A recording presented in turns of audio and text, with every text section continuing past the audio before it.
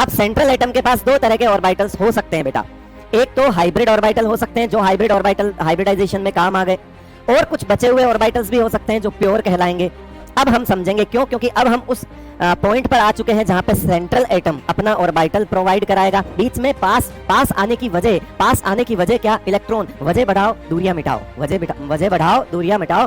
दो न्यूक्लियस के पास रहने की वजह, न्यूक्लियस तो नहीं हो सकता क्योंकि प्लस और प्लस तो रिपेल करेंगे, तो इसका मतलब है दो न्यूक्लियस को जितना पास लाना है बीच में इलेक्ट्रॉन बढ़ाओ। हेलो बच्चों, स्वागत है आप सबका कंपटीशन वाला चैनल पर रफ्तार नीट के अंदर। जी हां, आज लेकर आया हूं मैं केमिकल बॉन्डिंग का नेक्स्ट लेक्चर नंबर 6, जिसमें हम बात करने वाले हैं ओवरलैपिंग की, जिसके हम सारी बातें करेंगे ओवरलैपिंग की, यानी कि वैलेंस बॉन्ड थ्योरी के पार्ट 2 की तरफ हम बढ़ने वाले हैं। पार्ट 1 में हमने हाइब्रिडाइजेशन देखा, उससे रिलेटेड सारी एप्लीकेशंस देखी, जहां जहां पे भी हाइब्रिडाइजेशंस के यूज होते हैं और उनसे रिलेटेड क्वेश्चंस जो होते हैं वो सारे पार्ट मैंने आपको सिखाए, है ना। खूब सारे बॉन्ड एंगल निकालना सिखा दिया आपको, सॉलिड स्टेट के अंदर कुछ हाइब्रिडाइजेशन सिखा दिए आपको, ओड इलेक्ट्रॉन के अंदर हाइब्रिडाइजेशन कैसे देखा जाता है वो सिखा दिया। उसके बाद आपको डी में डी कौन सा यूज होता है वो चीजें भी सिखा दी। इनसे रिलेटेड खूब सारे क्वेश्चंस जो है बेटा आते रहे हैं, है ना, इनसे टॉपिक से रिलेटेड। चलिए अब आगे बढ़ते हैं, ओवरलैपिंग की तरह बढ़ेंगे बेटा। ओवरलैपिंग क्या होता है ये सीखेंगे, बिल्कुल बेसिक सी बातें बेटा, छोटी छोटी चीजों से हमको सीखना है, बिल्कुल आसान तरीके से सिखा दूंगा चीजों को, चिंता मत करो। आ जाओ आगे, वैलेंस बॉन्ड थ्योरी पार्ट 2। ये पार्ट 2 है जिसको हमने क्या बोल दिया? ओवरलैपिंग बोल दिया। सर ओवरलैपिंग क्या होता है? ओवरलैपिंग का सीधा मतलब होता है एक के ऊपर दूसरा ओवरलैप हो जाना। सिंपल सी बात है, वर्ड से पता लग रहा है। सर कौन ओवरलैप करेंगे? तो बेटा ओवरलैप कौन करेंगे? ऑर्बिटल्स करेंगे, क्योंकि हम ये सब कुछ किसमें पढ़ रहे हैं? कोवैलेंट बॉन्ड में पढ़ रहे हैं। कोवैलेंट बॉन्ड के बाद हम आयनिक बॉन्ड स्टार्ट करने वाले हैं, और आयनिक बॉन्ड में हम ये सारी चीजें जो है, इस तरह की कोई चीज नहीं देखेंगे कि ऑर्बिटल होगा, sp होगा, sp2 होगा, sp3 होगा, ऐसा कुछ नहीं आएगा, क्योंकि आयनिक बॉन्ड का मतलब आयंस के बीच में अट्रैक्शन, है ना। तो वहां पे कंप्लीट सी जो चीजें चलेगी बेटा, वो चलेगी इलेक्ट्रोस्टैटिक फोर्स ऑफ अट्रैक्शन के थ्रू। बट अभी फिलहाल हम ओवरलैपिंग पढ़ रहे हैं, तो ओवरलैपिंग को स्टार्ट करते हैं। चलिए आ जाइए, है ना। यूं मान के चलिए कि अपना कोवेलेंट बॉन्ड का लास्ट पार्ट चल रहा है ना। इसके बाद मान के चलिए एक टॉपिक और होगा, डाइपोल मोमेंट। उसके बाद आपका क्या स्टार्ट हो जाएगा? उसके बाद स्टार्ट हो जाएगा आपका आयनिक बॉन्ड, और कंप्लीट आयनिक बॉन्ड चलेगा। देन आपके पास हम मॉलिक्यूलर ऑर्बिटल थियरी पढ़ेंगे वापस से, और उसके बाद हम वापस पढ़ेंगे एच बॉन्डिंग और वीक फोर्स वगैरह पढ़ेंगे। इस तरह से हम केमिकल बॉन्डिंग चैप्टर को खत्म करने वाले हैं। चलिए आ जाइए। It is based on the knowledge of atomic orbitals. ठीक है, एटॉमिक ऑर्बिटल का नॉलेज होना चाहिए, बिकॉज आप ऑर्बिटल्स की ओवरलैपिंग करवा रहे हैं, तो सिंपल सी बातें होना ही चाहिए। The overlap criteria of atomic orbitals, कौन कौन से ऑर्बिटल्स जो हैं ओवरलैप कर सकते हैं, किस किस तरह से कर सकते हैं, ये सारा क्राइटेरिया आपको पता होना चाहिए, है ना। उसके बाद the hybridisation of atomic orbitals, मतलब कि hybrid orbital, hybridisation of atomic orbital हो जाएगा, तो इसका मतलब हाइब्रिड ऑर्बिटल की भी ये बात कर रहा है।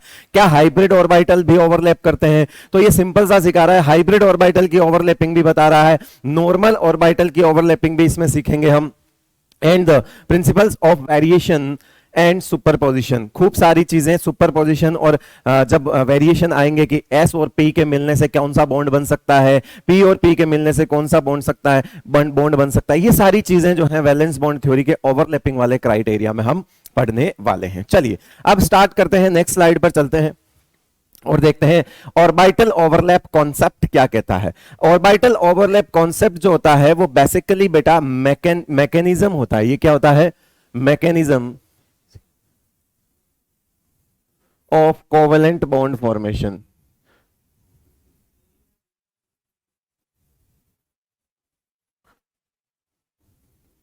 बेसिकली ये जो कॉन्सेप्ट है ये किसका मैकेनिज्म होता है बेटा? एक कोवेलेंट बॉन्ड किस तरह से बनता है, एक बॉन्ड किस तरह से बनता है। अब वो कोवेलेंट बॉन्ड सिग्मा होगा, पाई होगा, वो सब चीजें हैं, ठीक है, मान लिया, लेकिन बनता कैसे है अब हम समझेंगे। क्यों? क्योंकि अब हम उस पॉइंट पर आ चुके हैं जहां पे सेंट्रल एटम अपना ऑर्बिटल प्रोवाइड कराएगा। हो सकता हो सेंट्रल एटम हाइब्रिडाइजेशन में अगर नहीं गया है तो प्योर ऑर्बिटल प्रोवाइड करा देगा, और अगर हो सकता है हाइब्रिडाइजेशन में गया तो हाइब्रिड ऑर्बिटल प्रोवाइड करा देगा। लेकिन सेंट्रल एटम एक ऑर्बिटल प्रोवाइड कराएगा, और दूसरा सराउंडिंग एटम आके अपना ऑर्बिटल जो है उसके साथ मर्ज करेगा। यहां पर आकर आपको एक चीज मैं समझा देता हूं कि सेंट्रल एटम का ही हमेशा हाइब्रिडाइजेशन होता है। जनरली हम ये बोल सकते हैं कि सेंट्रल एटम का हाइब्रिडाइजेशन होता है, सराउंडिंग एटम हमेशा अपना प्योर ऑर्बिटल लाके मर्ज कर देगा। अब सेंट्रल एटम के पास दो तरह के ऑर्बिटल्स हो सकते हैं बेटा, एक तो हाइब्रिड ऑर्बिटल हो सकते हैं जो हाइब्रिड ऑर्बिटल हाइब्रिडाइजेशन में काम आ गए, और कुछ बचे हुए ऑर्बिटल्स भी हो सकते हैं जो प्योर कहलाएंगे। तो क्या सर वो सिर्फ हाइब्रिड ऑर्बिटल से ही बॉन्ड बनाएगा? ऐसा कुछ नहीं है। हाइब्रिड ऑर्बिटल से अगर बनाएगा तो वो डेफिनेटली सिग्मा होगा। समझना मेरी बात को, अगर सेंट्रल एटम हाइब्रिड ऑर्बिटल अगर अपना प्रोवाइड करवा देता है किसको? सराउंडिंग एटम को, तो फिर वो बॉन्ड कौन सा होगा? वो सिग्मा होगा। ठीक है, क्योंकि हमने हाइब्रिडाइजेशन में सिग्मा को ही काउंट किया है, पाई को काउंट नहीं किया बेटा। या फिर हो सकता है कि उसका हाइब्रिड ऑर्बिटल जो है वो बॉन्ड नहीं बना रहा हो, लोन पेयर लेके बैठा हो, लोन पेयर रख के बैठा हो, तो भी हमने काउंट किया था, याद करो, loan pair plus sigma bond बोला था, याद है? उसी से हमने हाइब्रिडाइजेशन डिसाइड कर लिया था। क्या हमने पाई काउंट किया? नहीं। क्यों? क्योंकि पाई का हाइब्रिडाइजेशन में कोई रोल नहीं। तो इसका मतलब है हो सकता है किसी सेंट्रल एटम के पास, हो सकता है किसी सेंट्रल एटम के 4 ऑर्बिटल तो काम आ गए हाइब्रिडाइजेशन में, लेकिन उसके अलावा जो डी खाली पड़े हैं, उसके अलावा जो डी ऑर्बिटल बच गए हैं, या हो सकता हो कहीं पे पी एक खाली रह गया हो सकता हो कहीं पे 2 पी खाली रह गए हो, काम नहीं आए हो हाइब्रिडाइजेशन में। खाली रहने का मतलब अनयूज्ड हो, खाली का मतलब है अनयूज्ड हो। तो बताओ उस केस में क्या होगा? तो उस केस में बनता है बेटा पाई बॉन्ड। क्या बनता है? Pi bond. आगे जाके हम बॉन्ड आइडेंटिटी सीखने वाले हैं, उसमें ये चीजें क्लियर हो जाएंगी, आपको समझ में आ जाएगी। चलिए आगे बढ़ते हैं। According to orbital overlap concept, the formation of a covalent bond between 2 atoms results by pairing of electrons present in the valence shell having opposite spin. मतलब कि एक सेंट्रल एटम होगा और एक सराउंडिंग एटम होगा। सेंट्रल एटम अपने valence shell का orbital provide कराएगा और सराउंडिंग एटम भी अपने वैलेंस शेल का ऑर्बिटल प्रोवाइड कराएगा। दोनों के ऑर्बिटल आएंगे और मर्ज हो जाएंगे। क्या क्या लेके आएंगे सर? इलेक्ट्रॉन लेके आएंगे। एक एटम मान लीजिए ए है, दूसरा एटम बी है। मान लिया ये आपका एक एटम ए है जिसका एक ऑर्बिटल है, ये वाला मैंने एस बना लिया बाई ऐसे समझने के लिए, और यहां पे दूसरा ऐसा बन गया जिसके पास भी एक ऑर्बिटल है, इस तरह से, समझ गए? अब इनको मैंने जोड़ दिया, लेकिन मैंने ये कहा कि इसका भी तो एक न्यूक्लियस होगा। सोचो बेटा, ये एक एटम है तो इसका एक न्यूक्लियस होगा, और एक ये एटम बी है, इसका भी कोई न्यूक्लियस होगा। वेरी फर्स्ट लेक्चर में मैंने ये बताया था कि जब दो न्यूक्लियस के बीच में इलेक्ट्रॉन फंस जाते हैं उसी को बॉन्ड कहा जाता है। बॉन्ड और कुछ नहीं है। बॉन्ड क्या है? जब दो न्यूक्लियस के बीच में इलेक्ट्रॉन की डेंसिटी बढ़ जाती है तो इसका मतलब है इलेक्ट्रॉन दो न्यूक्लियस के पास रहने की वजह, दो न्यूक्लियस के पास रहने की वजह, न्यूक्लियस तो नहीं हो सकता क्योंकि प्लस और प्लस तो रिपेल करेंगे, तो इसका मतलब है दो न्यूक्लियस को जितना पास लाना है बीच में इलेक्ट्रॉन बढ़ाओ, बीच में इलेक्ट्रॉन बढ़ाओ, वो उतने ही पास आएंगे। तो मतलब दो न्यूक्लियस के बीच में जब इलेक्ट्रॉन फंस जाता है तो उसको बोलते हैं बेटा बॉन्ड। बॉन्ड का मतलब कोई डंडा नहीं होता, वो तो क्या हम बनाते हैं, रिप्रेजेंट करते हैं। बेसिकली उस रीजन में इलेक्ट्रॉन की डेंसिटी ज्यादा हो जाती है, उनकी जगह जो है वो फिक्स हो जाती है, वहां पे इलेक्ट्रॉन डेंसिटी ज्यादा होती थी। इस न्यूक्लियस को लगता है ये इलेक्ट्रॉन मेरे हैं, वो पड़ा रहता है। इस न्यूक्लियस को लगता है ये इलेक्ट्रॉन मेरा है। इस केस में दोनों न्यूक्लियस जो है थोड़े पास आ जाते हैं, किसको देख के? इन इलेक्ट्रॉन्स को देख के। इसी को हम बोलते हैं बॉन्ड, क्योंकि एक एटम ये, एक एटम ये, दोनों पास आ गए, तो इसको हमने क्या बोल दिया? बॉन्ड बोल दिया। क्या बन गया? मॉलिक्यूल बन गया। इसी तरह से यहां पर भी कोई एक मान लीजिए अनपेयर्ड इलेक्ट्रॉन है और यहां पर भी कोई एक अनपेयर्ड इलेक्ट्रॉन है, रिजल्टिंग अपोजिट स्पिन होना चाहिए। वो स्पिन वगैरह अपोजिट हो जाती है जब बॉन्ड बनता है, तो ये अपना काम नहीं, वो अपने आप हो जाता है। उसके बाद ये बनेगा, देखो इस तरह से ये बनेगा बेटा, ऐसा इस तरह से बनेगा, ये दिखा। अब ये जो है ये बीच में आ गया, यहां पर भी एक न्यूक्लियस है, यहां पर भी एक न्यूक्लियस है। सोचो जरा, क्या दो न्यूक्लियस के बीच में इलेक्ट्रॉन फंस गए, इसको बोलते हैं बॉन्ड बन गया। अब इसने अपन ने इसको मॉलिक्यूल को लिख दिया ए बी। क्या लिख दिया अपन ने? मॉलिक्यूल को ए बी लिख दिया। ये कहलाता है ओवरलैपिंग। इस तरह से चीजों को समझा जाता है ओवरलैपिंग। दो ऑर्बिटल आएंगे, एक सेंट्रल एटम होगा, एक दूसरा एटम होगा। ये हाइब्रिडाइजेशन नहीं है। हाइब्रिडाइजेशन में एक ही एटम के ऑर्बिटल मर्ज हो रहे थे, ठीक है, क्योंकि मर्जिंग वर्ड से आप मैच कर लेते हो, क्योंकि बेसिकली ये भी ओवरलैपिंग को भी अपन मर्जिंग बोल सकते हैं। बट बेटा यहाँ टू डिफरेंट ऑर्बिटल के, टू डिफरेंट एटम के ऑर्बिटल्स मर्ज हो रहे हैं, ये कोवेलेंट बॉन्ड फॉर्मेशन कहलाता है। Mechanism of covalent bond formation, इस तरह से बॉन्ड बनता है, ये सिखाया जाता है। अब इन दो के बीच में जितने ज्यादा इलेक्ट्रॉन फंसेंगे उतने ही ज्यादा बॉन्ड बनेंगे और उतने ही ज्यादा ये पास आएंगे। तो दो न्यूक्लियस के पास आने की वजह, या यूं कह दूं दो एटम के पास आने की वजह इलेक्ट्रॉन ही है और कुछ नहीं है, ठीक है। आपने सुना होगा बेटा, एक सिंपल सा बता, मैं अभी तक मतलब आप देखो, ये सिंगल बॉन्ड, ये डबल बॉन्ड, और ये ट्रिपल बॉन्ड, ये तो देखा ही होगा, ठीक है। आप ये जानते हो कि इसमें बॉन्ड लेंथ जो है वो सबसे कम इसकी होती है, इसमें बॉन्ड लेंथ जो है वो तीसरे वाले की सबसे कम होती है, यानी कि तीसरे वाले केस में कार्बन और कार्बन जो है वो सबसे ज्यादा नजदीक है, क्योंकि कार्बन और कार्बन के बीच में यहां पर 3 बॉन्ड है। कितने बॉन्ड है? 3 बॉन्ड है। सर 3 बॉन्ड का मतलब क्या है? तो 1 2 3 4 5 6 इलेक्ट्रॉन है, मतलब इन दोनों न्यूक्लियस के बीच में, इन दोनों कार्बन के न्यूक्लियस के बीच में 6 इलेक्ट्रॉन है। तो ये और पास आ गए। यहां पर 4 इलेक्ट्रॉन है तो थोड़े दूर हैं, यहां पर 2 ही इलेक्ट्रॉन है तो थोड़े दूर हैं, है तो पास ही। ये पास, ये उससे ज्यादा पास और ये पास, मतलब बीच में पास आने की वजह क्या? इलेक्ट्रॉन। वजह बढ़ाओ दूरियां मिटाओ, वजह बढ़ाओ दूरियां मिटाओ, वजह कौन? इलेक्ट्रॉन। तो इसलिए आप बोलते हो सिंगल बॉन्ड से ज्यादा कम बॉन्ड लेंथ डबल बॉन्ड, और उससे भी कम बॉन्ड लेंथ किसकी होती है बेटा? ट्रिपल बॉन्ड की होती है। बिल्कुल बेसिक चीज है, कोई कॉन्सेप्ट नहीं बताया मैंने आपको, बिल्कुल देसी तरीके से सिखा दिया। चलो आ जाओ, यही कहता है ऑर्बिटल ओवरलैप कॉन्सेप्ट। चलिए आगे बढ़ते हैं बेटा। Overlapping of pure atomic orbitals, ठीक है। इससे पहले मैं आपको एक चीज दिखा देता हूं। देखो एनसीईआरटी से मैं ये क्लिप उठा के लाया हूं, ये फोटो उठा के लाया हूं डायरेक्ट वहीं से काट के, क्योंकि क्या होता है कि हम लोग एक गलती करते हैं, और वो गलती हमको पता है क्या होती है।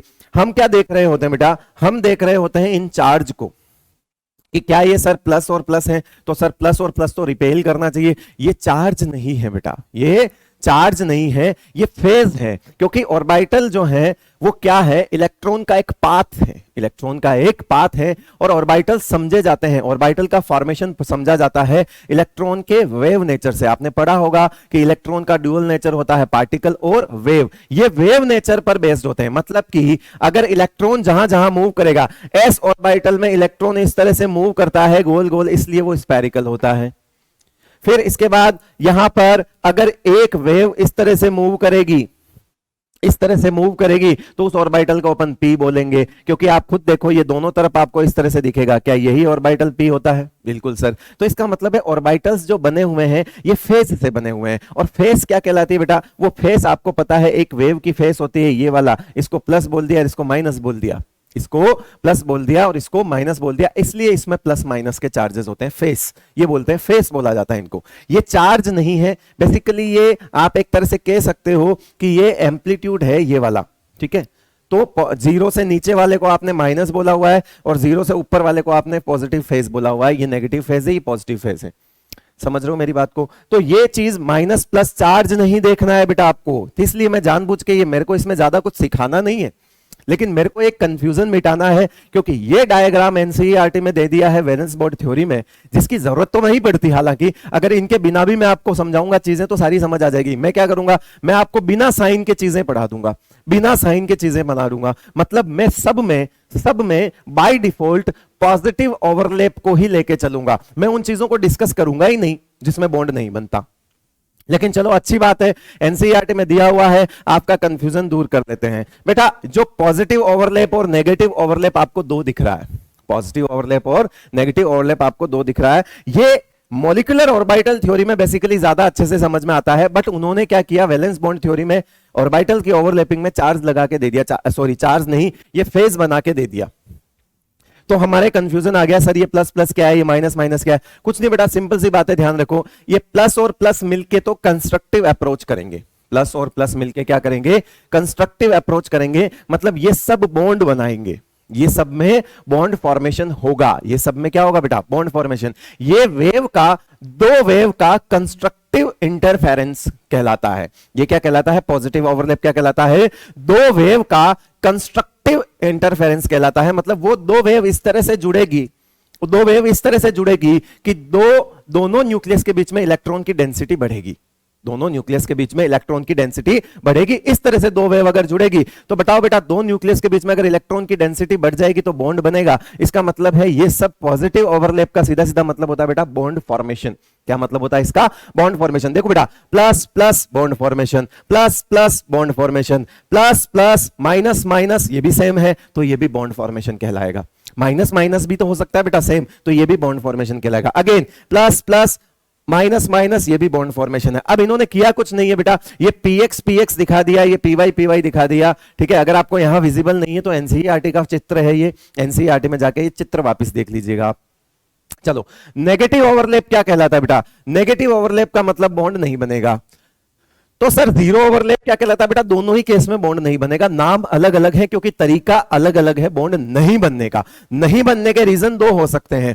एक रीजन हो सकता है बेटा, एक रीजन हो सकता है कि यहां पर देखो ये दोनों प्लस, ये यहां पे माइनस है, तो इसको बोल दिया नेगेटिव ओवरलैप। यानी कि दो डिफरेंट फेज जो है अगर ओवरलैप कर रही है, दो डिफरेंट फेज ओवरलैप कर रही है, तो वहां पे दो न्यूक्लियस के बीच में इलेक्ट्रॉन डेंसिटी हट जाएगी। और बेटा जब दो न्यूक्लियस के बीच में से इलेक्ट्रॉन हट जाएंगे मतलब बॉन्ड नहीं बनेगा, सिंपल सी बात है। तो इसका मतलब हो गया कि ये जब आप प्लस माइनस देख रहे हो, negative minus plus negative, plus minus negative, minus plus negative, plus minus negative, minus plus negative, ये सब कहलाते हैं क्या? इन नेगेटिव इंटरफेरेंस। इनमें बॉन्ड नहीं बनता, ये सब बॉन्ड फॉर्मेशन नहीं कहलाते। पॉजिटिव ओवरलैप से बॉन्ड फॉर्मेशन होता है, इनसे क्या होता है बेटा? Bond formation. ठीक है, मतलब ठीक है 10 मिनट लगेंगे, लेकिन ये आपको जो डायग्राम है जिसको देख के हमको ऐसा लगता है कि यार ये क्या दे रखा है, तो वो आज आपको चीजें क्लियर हो जाएगी। जीरो ओवरलैप कहलाता है बेटा जब एक ऑर्बिटल का सिरा, एक ऑर्बिटल का एंड दूसरे ऑर्बिटल के नोडल प्लेन में जाके लगे। और आपको पता है नोडल प्लेन या नोडल पॉइंट कह दो में इलेक्ट्रॉन फाउंडिंग प्रोबेबिलिटी जो क्या होती है वो नेग्लिजिबल होती है, जीरो की बराबर होती है। तो मुझे बताओ बॉन्ड बनने के लिए बेटा इलेक्ट्रॉन का होना जरूरी है। तो बताओ एक ऐसी जगह जाके ये भिड़ रहा है जहां पर इलेक्ट्रॉन ही नहीं है, तो बताओ दूसरे ये ऑर्बिटल तो अपनी इलेक्ट्रॉन की डेंसिटी लेके जा रहा है, लेकिन जो ये सामने आपको P दिख रहा है ये जाके कहां लग रहा है बेटा? P पर लग रहा है। मतलब इस केस में भी जीरो बॉन्डिंग होगी, यहां पर भी बॉन्ड नहीं बनेगा, यहां पर भी बॉन्ड नहीं बनेगा। सर यहां बॉन्ड बनेगा क्या? तो देखो इसको कुछ ऐसे समझो बेटा, ये px है, ये क्या है? px है। मान लो ये x एक्सिस है, तो ये क्या कहलाएगा? px है। इसको मैंने क्या मान लिया? y axis. क्या मान लिया मैंने? इसको y एक्सिस मान लिया, ये y एक्सिस है। तो बताओ py कैसा होगा? तो py कैसा होगा? अब इसको समझ जाना ये किस तरह से लिख रहा है। अब देखो बेटा ये ऐसा है और ये ऐसा है, क्या ये आपस में ही 90 डिग्री है? क्या ये आपस में ही 90 डिग्री है? तो इसका मतलब है कि ये जो ऑर्बिटल है ये कहां जाके भिड़ेगा? इसके नोडल प्लेन में जाके भिड़ेगा। ठीक है, इन्होंने थोड़ा सा घुमा के ढंग से नहीं दिखाया, मैं आपको घुमा के दिखा रहा हूं। इसका मतलब है कि दुनिया में जब भी px प्लस py लिखा हो, या फिर px प्लस pz लिखा हो, या फिर py प्लस pz लिखा हो, ठीक है, या फिर आप और क्या देख सकते हो इसमें z प्लस x देख सकते हो, तीनों कॉम्बिनेशन हो गए। तो आप बताओ ये सब आपस में ही क्या है? 90 डिग्री है। जो आपस में ही 90 डिग्री हो गए बेटा, तो जाहिर सी बात है एक का एंड दूसरे के नोडल प्लेन में जाके लगेगा। इसका मतलब वहां पर भी जीरो बॉन्डिंग होगी। ये सब हमेशा आगे मैं सिखा भी दूंगा, जब भी ये डिफरेंट होंगे तो इसका मतलब है यहां पे बॉन्ड नहीं बनेगा। तो सर क्या S और P मिलके भी नहीं बना सकते? तो बेटा ये S और P बना तो सकते हैं, लेकिन किसी और तरीके से बना सकते हैं। P और P नहीं बना सकते क्या सर? आपने तो मना कर दिया। लेकिन बेटा P और P के केस में दोनों P जो है वो सेम होने चाहिए, उसके बाद हम सोचेंगे कि सिग्मा बनेगा या पाई बनेगा। लेकिन दोनों P अलग अलग हैं तो फिर नहीं बनेगा, क्योंकि दो P अगर अलग हो गए तो दोनों का एक्सिस अलग होगा, मतलब दोनों ही राइट एंगल पर हो गए, और दोनों ही राइट एंगल दुनिया के किसी भी एक्सिस पर आके मर्ज नहीं कर पाएंगे। इसलिए इसको जीरो ओवरलैप बोल दिया। यहां पर इसको px pz है, आई थिंक ये हाँ px है और ये py है। ठीक है, आप समझ रहे हो बात को? चलिए, तो आपको चीजें जो है वो मैंने क्लियर कर दी है। जीरो ओवरलैप, नेगेटिव ओवरलैप दोनों ही केस में बॉन्ड नहीं बनता। बॉन्ड किस में बनता है? सिर्फ और सिर्फ पॉजिटिव ओवरलैप में। तो चलिए आ जाइए, आओ अब सीखते हैं बेटा टाइप्स ऑफ ओवरलैपिंग। अब सीखते हैं टाइप्स ऑफ ओवरलैपिंग, तो आपको समझ आ जाएगा कि सर चल क्या रहा है। एक स्लाइड जो है वो बीच में मेरे ख्याल से overlapping of pure atomic orbital, ये गलती से यहां पर है, ये आगे आएगा बेटा, ये अभी नहीं आएगा। ये स्लाइड गलती से यहां पर आ गई, कोई बात नहीं, चलो अभी आगे समझ आ जाएगा। ऐसा मत सोचना कि मैंने वो चीज छोड़ दी, वो कुछ नहीं है, वो अभी आगे आ जाएगा। वो स्लाइड शायद गलती से वहां पर रह गई है, वो चीजें आगे जबरदस्ती की कोई हेडिंग हो गई है और कुछ नहीं है। चलिए चलते। Types of overlapping. सर अब ओवरलैपिंग कितनी तरह की हो सकती है? पहली बात, हम यहां पर कोई नेगेटिव ओवरलैप कंसीडर नहीं करके चलेंगे, क्योंकि हमको जबरदस्ती का हर एक चीज के लिए 2 बार सोच के हमको सिलेबस नहीं बढ़ाना। तो हम उन्हीं चीजों पे डिस्कस करेंगे। हम मान के चल रहे बाय डिफॉल्ट यहां पर क्या हो रहा है बेटा? पॉजिटिव ओवरलैप हो रहा है अगर बॉन्ड बन रहा है तो। नेगेटिव वाला केस आपको मैं एमओटी मॉलिक्यूलर ऑर्बिटल थ्योरी में समझा दूंगा, जिसमें एंटी बॉन्डिंग बोलते हैं, जिसको एंटी बॉन्डिंग बोलते हैं, वही होता है नेगेटिव, और कुछ नहीं होता है, एंटी बॉन्डिंग होता है। तो अभी जरूरत नहीं है उन सब चीजों की। अभी अपन क्या करेंगे, बॉन्ड किससे बनता है, तो पाई और सिग्मा बनने की कंडीशन देख लेंगे, या ज्यादा से ज्यादा जीरो ओवरलैप वाला केस हम देख लेंगे साथ के साथ, अगर कहीं पे आएगा तो। फिलहाल हम उसकी बात कर रहे हैं कि कोएक्सियल और हेड ऑन ओवरलैपिंग क्या होते हैं। तो ओवरलैपिंग जो है ना, वो दो तरह की होती है बेटा, on the basis of internuclear axis. किसके बेस पर होता है, इंटरन्यूक्लियर एक्सिस। सर ये इंटरन्यूक्लियर एक्सिस क्या है, तो बेटा वो axis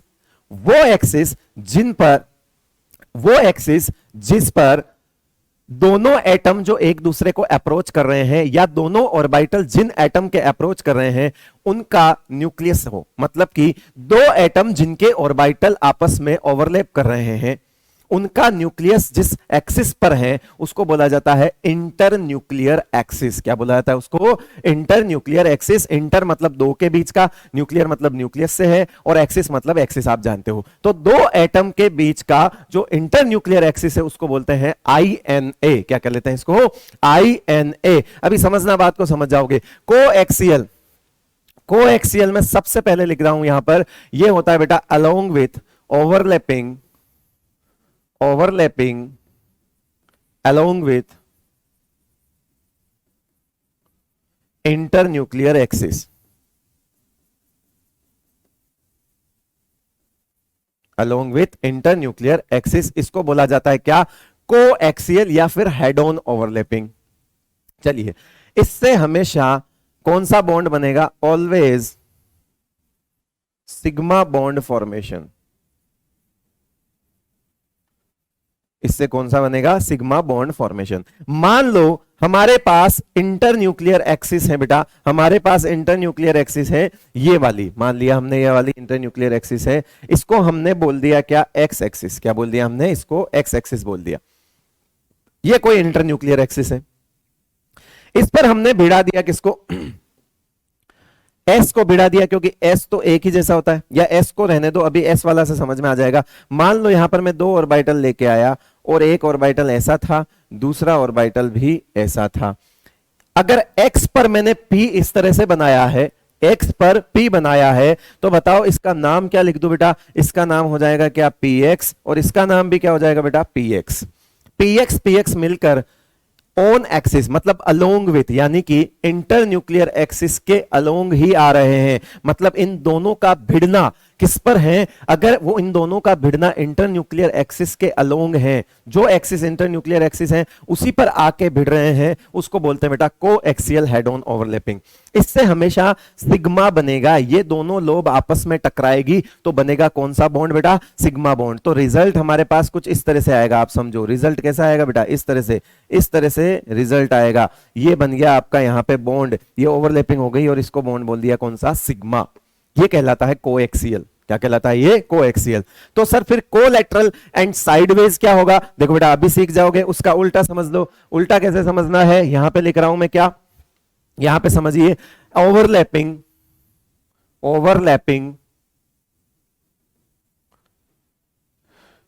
perpendicular to internuclear axis.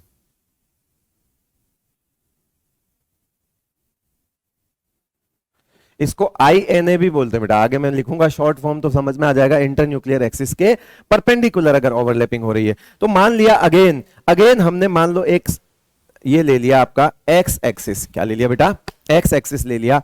तो बताओ एक ऑर्बिटल में यहां पर बनाने जा रहा हूं, और वो ऑर्बिटल आपको देख के बताना है क्या इसका नाम px होगा, बिल्कुल नहीं। क्या इसका नाम भी px होगा, बिल्कुल नहीं। क्योंकि अगर मैं इस एक्सिस को क्या मान लूं, y एक्सिस मान लूं, इसको क्या मान लेता हूं मैं, अगर मैं यहां पे एक इमेजिनरी एक्सिस सोच लूं, मान लो उसको y मान लिया, तो बेटा इसका नाम क्या होगा, py होगा, और इसका नाम भी क्या होगा, py होगा। क्योंकि जो इंटरन्यूक्लियर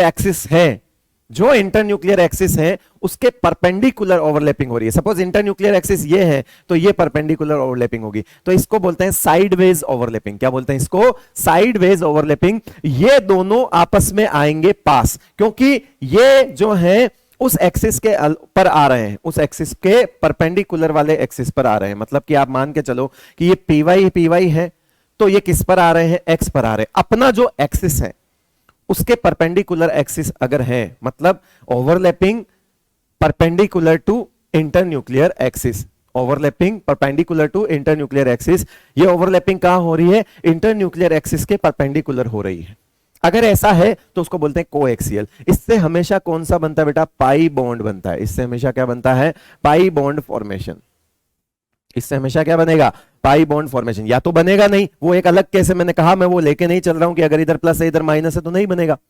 या फिर हो सकता हो कि इसमें भी कुछ ऐसे आए 90 डिग्री के आपस में आ जाए तो भी ओवरलैप नहीं होगा, जीरो ओवरलैप होगा। लेकिन अपन बाय डिफॉल्ट अभी मान के चल रहे हैं कि हमको बॉन्ड बनाना है, तो हम मान के चल रहे हैं, हम चीजों को सीख रहे हैं। अब देखो यहां पर ये रिजल्टिंग क्या होगा बेटा, रिजल्टिंग क्या हो जाएगा, इसका रिजल्टिंग कुछ ऐसा बनेगा। देखो ये एक्स था, इसका रिजल्टिंग कुछ ऐसा बनेगा। यहां पर ये देखिए इस तरह से, रुकिए गलत बन गया, ये देखो यहां पर ये जो है ये कोएक्सियल यहां पे इस तरह से दिखाया आपको। अब हालांकि यहां मर्जिंग दो जगह हुई है, लेकिन इसको बोलेंगे क्या, पाई बॉन्ड। इसको क्या बोलेंगे, पाई बॉन्ड बनेगा। यहां पे क्या बनेगा बेटा, पाई बॉन्ड फॉर्मेशन बनेगा। हालांकि यहां पर ओवरलैपिंग दो जगह हुई है और यहां पर ओवरलैपिंग एक जगह हुई है, लेकिन वो एक भी इन दो से ज्यादा होती है। आप फोटो को देख के या डायग्राम को देख के आप ऐसे जज मत करिए कि सर टोटल तो उसका ज्यादा निकलेगा, ऐसा नहीं बेटा। मैं एग्जैक्ट वो चीजें नहीं बता सकता आपको, लेकिन आप मान के चलिए कि सिग्मा के अंदर ओवरलैपिंग क्राइटेरिया ज्यादा होता है। सिग्मा के अंदर ओवरलैपिंग क्राइटेरिया ज्यादा होता है। हेडोन के अंदर दो ऑर्बिटल बहुत अच्छे से मर्ज करते हैं, इसलिए सिग्मा बॉन्ड ऑलवेज जो है वो स्ट्रॉन्ग होता है। इसलिए सिग्मा बॉन्ड ऑलवेज स्ट्रॉन्ग होता है। यहां लिख देता हूं, रीजन यहीं पे समझ में आ जाएगा आपको, कभी आपने पढ़ा तो होगा ही। Sigma is stronger than pi due to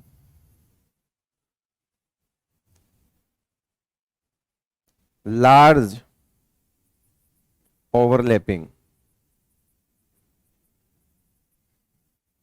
due to large overlapping extent in coaxial। Sigma bond क्यों स्ट्रॉन्ग होता है बेटा, लार्ज ओवरलैपिंग एक्सटेंट होता है, मतलब ये कह सकते हैं ग्रेटर ओवरलैपिंग एक्सटेंट होता है। एक्सटेंट जो है उसका ज्यादा होता है किसमें, कोएक्सियल में। हेड ऑन ओवरलैपिंग जो है वो स्ट्रॉन्ग होती है, इसलिए सिग्मा बॉन्ड को स्ट्रॉन्ग बोला जाता है और पाई को वीक बोला जाता है। पाई में दिखती भले ही ऐसा लगता है कि दो जगह ओवरलैपिंग हो रही है तो ज्यादा होगी, ऐसा नहीं है बेटा। दो जगह होके भी उसकी एक से हमेशा कम रहेगी, इसलिए पाई को वीक कहा जाता है और सिग्मा को जो है वो स्ट्रॉन्ग कहा जाता है। तो आज के बाद आपको ऐसा बार बार आपने सुना होगा, पता भी होता है, लेकिन रीजन ये है बेटा, रीजन मैंने आपको बता दिया। चलिए टाइप्स हो गए हैं। ये बेसिकली इंटरन्यूक्लियर एक्सिस के जो बेसिस पर दो टाइप की ही ओवरलैपिंग होती है, एक वो जो सिग्मा बनाएगी और एक वो जो क्या बनाएगा बेटा, पाई बनाएगा।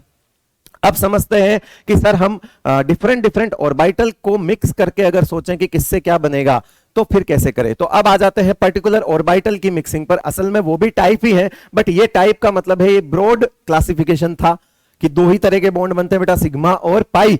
तो कब कौन सा बनता है बस वो बताया था। अब आते हैं एस और एस से क्या बनेगा, सिग्मा कब बनेगा, पाई कब बनेगा, वो सीखते हैं। एस और एस से क्या बनेगा तो देखते हैं बेटा, सिंपल सी बात है। ये यहां पे आपने एक ले लिया, ये रहा एक्स ये रहा एस और ये रहा दूसरा एस। ये अपन ने एक्स मान लिया, ठीक है, ये अपन ने वाई मान लिया और जेड अपने बाहर की तरफ है, जेड अपने बाहर की तरफ है। एस ऑर्बिटल स्फेरिकल होता है। एस ऑर्बिटल क्या होता है, स्फेरिकल होता है, किसी भी एक्सिस पर एक जैसा दिखेगा। आप अज्यूम करिए अपने हाथ में दो बॉल अज्यूम करिए, ठीक है सबको, और उसको पहले ऐसे भिड़ाओ, फिर एक बॉल को यहीं रखो, दूसरे को इधर से लाओ, वहां से भिड़ाओ, इसको यहीं रखो, तीसरे को सामने से लाओ। आप तीनों एक्सिस पर बॉल को लाके देख लो, इधर से इधर से इधर से, वो दोनों बॉल जो है एक ही तरह से टकराएगी, कोई डिफरेंट तरह का आपको ओवरलैपिंग नहीं दिखेगा। दो बॉल एक ही तरह से टकराएगी, कहीं से भी ले आओ। तो इसका मतलब हुआ कि सर हमको समझ में आ गया, तो ये कौन सा बॉन्ड बनेगा बेटा, ये बॉन्ड बनेगा कौन सा, सिग्मा, और ये कौन सी होगी, कोएक्सियल। कोएक्सियल मतलब एस और एस मिलके ये सब जो मैं ले रहा हूं ये इंटरन्यूक्लियर एक्सिस है। अगर ये एक्स एक्सिस पर भिड़े, अगर ये वाई एक्सिस से भिड़े, अगर ये दोनों जेड एक्सिस से आए, अगर s और s चाहे x एक्सिस पर हो, चाहे y एक्सिस पर आए, चाहे z एक्सिस पर आए, तीनों बताया मैंने, चाहे दो बॉल को ऐसे लाओ, चाहे ऐसे लाओ, चाहे ऐसे लाओ, क्या होगा, हमेशा कौन सा बॉन्ड बनेगा बेटा, सिग्मा बनेगा। मतलब s और s, जुगाड़ क्या कहता है, s और s किसी भी एक्सिस पर सिग्मा बनाएंगे। s और s के बीच बस की बात पाई नहीं है, s और s के बस की बात पाई नहीं है। दूसरा, s और s में जीरो ओवरलैपिंग भी नहीं हो सकती, s और s में जीरो ओवरलैपिंग भी नहीं हो सकती, क्योंकि दो बॉल है, कहीं से भी लाओ, किसी का नोडल प्लेन वगैरह इसमें होता ही नहीं है, तो टकराएगा कहां से, तो जीरो ओवरलैपिंग नहीं हो सकती s और s में। ठीक है, चलिए अब समझ में आ ही गया होगा आपको कि ये सिग्मा बॉन्ड बनाएगा। तो हमेशा जुगाड़ याद रखो, ये जुगाड़ कहलाता है। s और s, हमको तीन सवाल है, अब मैंने आपको ये तीन सवाल दे दिए हैं कि s और s, आपको सवाल ऐसे पूछा जाएगा, एक ऑर्बिटल s और एक दूसरा ऑर्बिटल s, y एक्सिस पर क्या बनाएंगे, सिग्मा, z एक्सिस पर क्या बनाएंगे, सिग्मा, x एक्सिस पर क्या बनाएंगे, सिग्मा। कहीं पे भी कोई सा भी तीन सवाल कर लिया आपने, ये तीनों सवाल का आंसर सिग्मा सिग्मा सिग्मा। हमेशा कोएक्सियल ओवरलैपिंग होगी, coaxial, always coaxial in case of S S overlapping, हमेशा क्या होगी बेटा, कोएक्सियल ही होगी। चलो आ जाओ, एस पी ओवरलैपिंग देख लेते हैं कि सर अगर एस और पी हो तो क्या होगा। चलिए बेटा बताते हैं, चलो पहले हम यहां पे बना लेते हैं एक एस बना लेते हैं, ठीक है, और यहां पर हम बना लेते हैं क्या, पी, क्या बना लेते हैं, पी बना लेते हैं, ठीक है।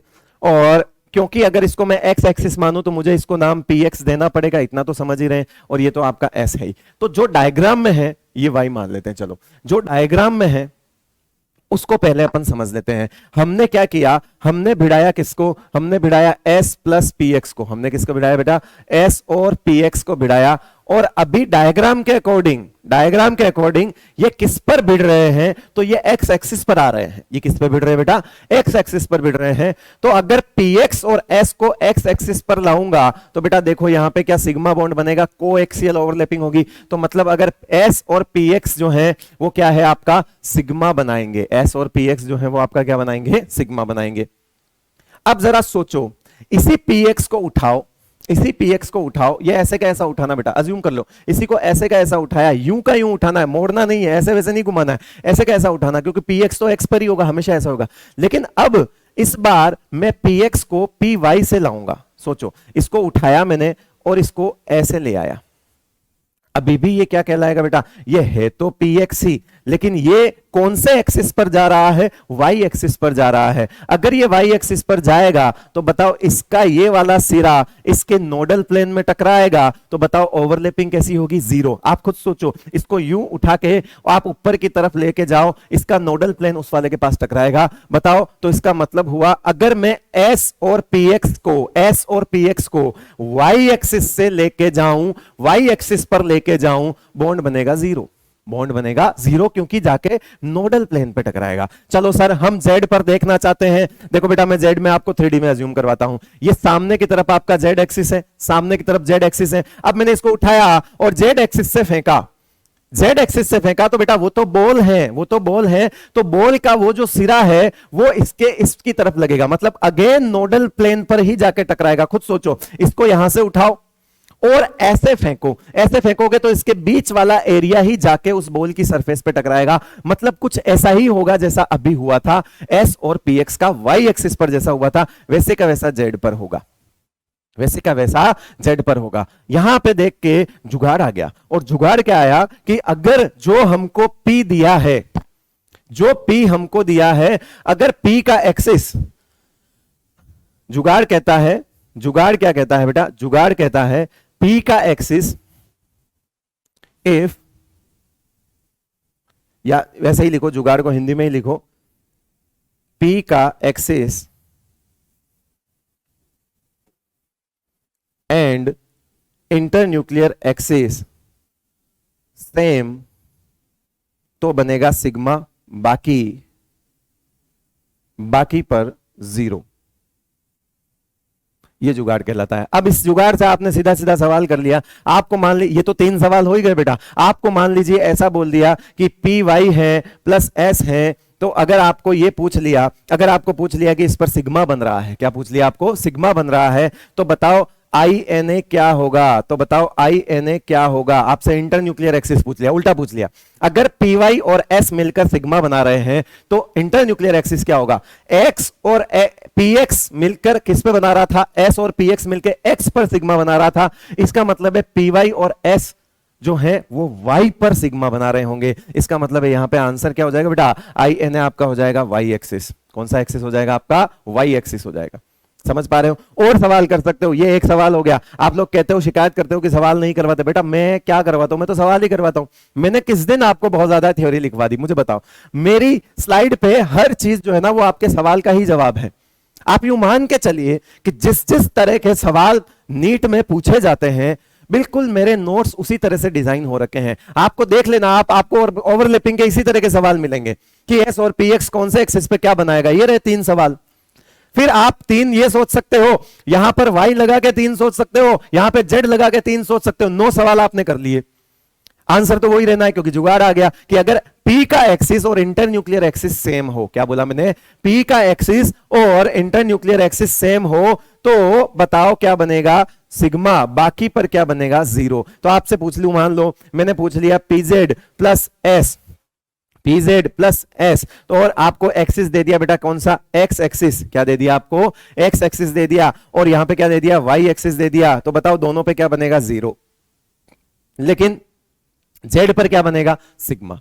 Z पर क्या बन जाएगा? सिग्मा। तो जुगाड़ आ गया। इस तरह से आप S और P की ओवरलैपिंग देख सकते हो। चलिए आगे आगे चलते हैं। आगे कौन सी ऑप्शन बनेगा बेटा? PP ओवरलैपिंग का बनेगा। किसका बनेगा बेटा? PP ओवरलैपिंग का बनेगा। देखो एक चीज आपने समझ में आई, S की औकात नहीं है पाई बनाने की। तो S जहां पर आ जाए वहां पे पाई आंसर तो कभी मत लगाना। तरीका बता रहा हूं, जुगाड़ बता रहा हूं सोचने का। अगर आपको सवाल में कोई 2 ऑर्बिटल ओवरलैपिंग पूछे, है ना, और उसमें एक क्या हो? S हो, दोनों S है, तब भी पाई नहीं बनेगा। इससे पिछले वाला तब भी पाई नहीं बनेगा। और अगर एक S है तो भी पाई नहीं बनेगा, क्योंकि S जो है ना बेटा वो स्फेरिकल होता है। तो परपेंडिकुलर या नहीं परपेंडिकुलर वाली कोई बात ही नहीं होती, वो तो एक जैसा होता है। तो पाई तो बनता है परपेंडिकुलर टू इंटरन्यूक्लियर एक्सिस, लेकिन एस के केस में ऐसा हो नहीं सकता बिकॉज वो स्फेरिकल है। तो आप सीधा सीधा एस के लिए एस जैसे ही आएगा ऑप्शन में से पाई काट देना।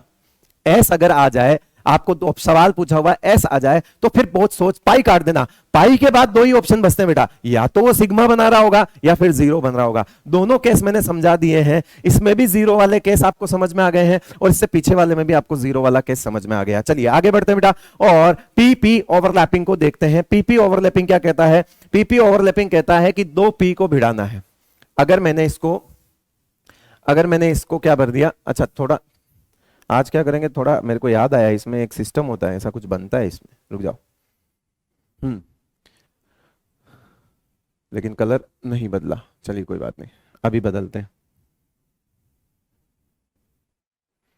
हाँ जी, यहां देख लेते हैं। सबसे पहले अगर आपके पास इस तरह का एक एक्सिस है, ठीक है, और उस एक्सिस को हमने लिख दिया कौन सा? एक्स एक्सिस लिख दिया।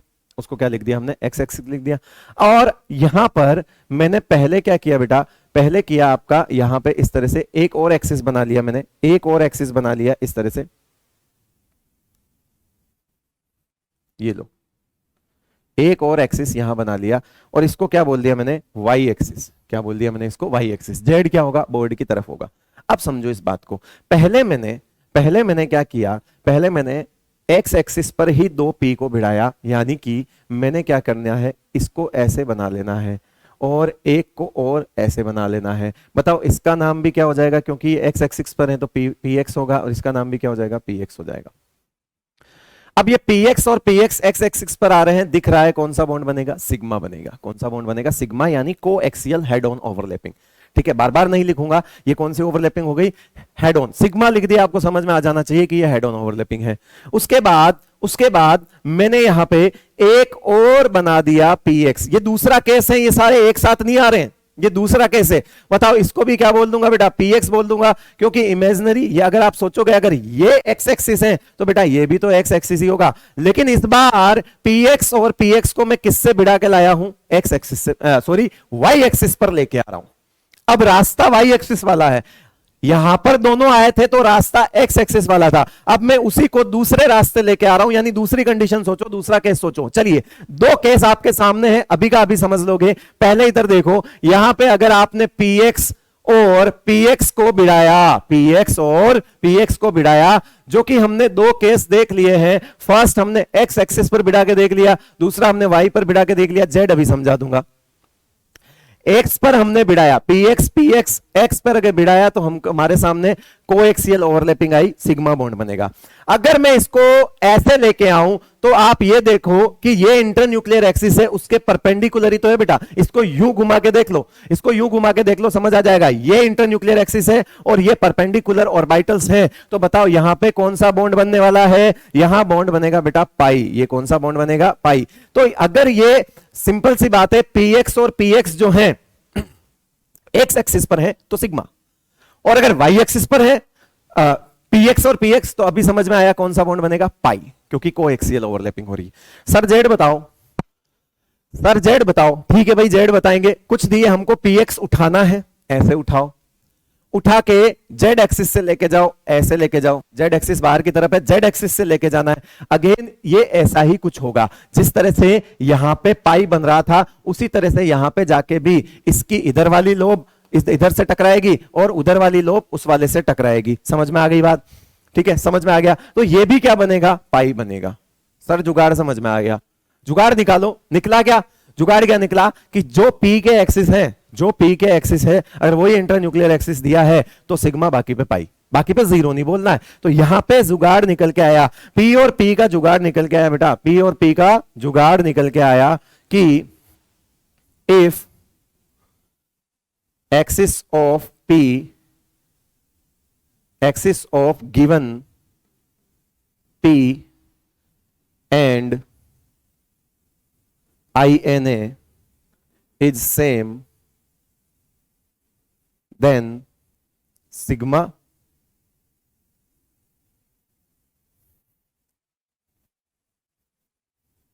rest, या यूं कहेंगे बाकी, बाकी पर पाई। अब आपको समझ में आ गया होगा, क्योंकि जुगाड़ बनाने के लिए ना लैंग्वेज थोड़ी सी फंस जाती है बेटा, है ना। इस वजह से थोड़ा सा मैं ये चाहता हूं कि जुगाड़ इजी से इजी लैंग्वेज में हो, तो इसलिए मैं इतना सोच के लिखता हूं। चलिए, क्या देखा आपने? x x x x x x क्या बनेगा? सिग्मा। x x y पाई, x x z पाई, मतलब बाकी पर y, बाकी INA पर पाई, ऐसे लिख दो, बाकी INA पर पाई। अब आप सोचो जरा कि अगर axis, given axis of p orbital,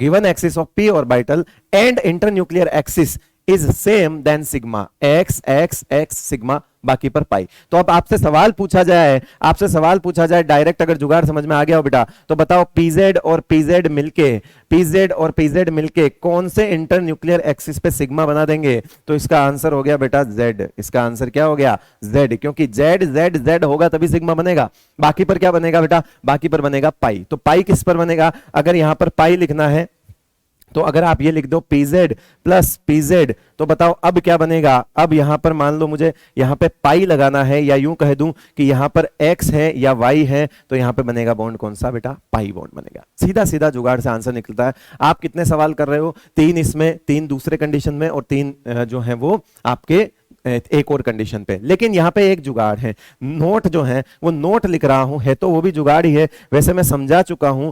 note क्या कहता है कि axis of both P orbital, axis of both P orbitals must be same. अगर आपको ओवरलैपिंग करवाना है तो दोनों के एक्सिस एक जैसे होने चाहिए। एक्स px के साथ px ही भिड़ेगा, py के साथ py ही भिड़ेगा, और pz के साथ pz ही भिड़ेगा। तो इसका मतलब हो गया, यहां पर सीधा सीधा मतलब हो गया जीरो ओवरलैपिंग वाला केस, जो मैंने आपको समझाया था स्टार्टिंग में, कि अगर px प्लस py दिया है तो दुनिया का कोई सा भी एक्सिस ले आना, ये हमेशा 0 0 0 ही करेंगे। मतलब दोनों एक्सिस सेम होने चाहिए। एक्स लिया है तो एक्स ही लो, तब तो हम सिग्मा और पाई बता पाएंगे।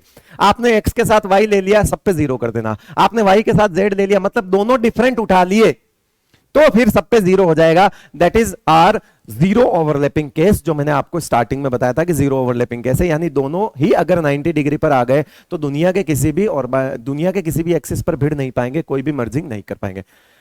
तो ये था आपका सब कुछ पीपी ओवरलैपिंग से रिलेटेड। जुगाड़ आपके सामने है, ये एक बार आपको सोचना है, फिर अगर जुगाड़ पता है तो आप ऐसा सवाल कभी भी कर सकते हो। आ जाइए आगे और नेक्स्ट देखिए P D overlapping. P D overlapping क्या कहलाता है?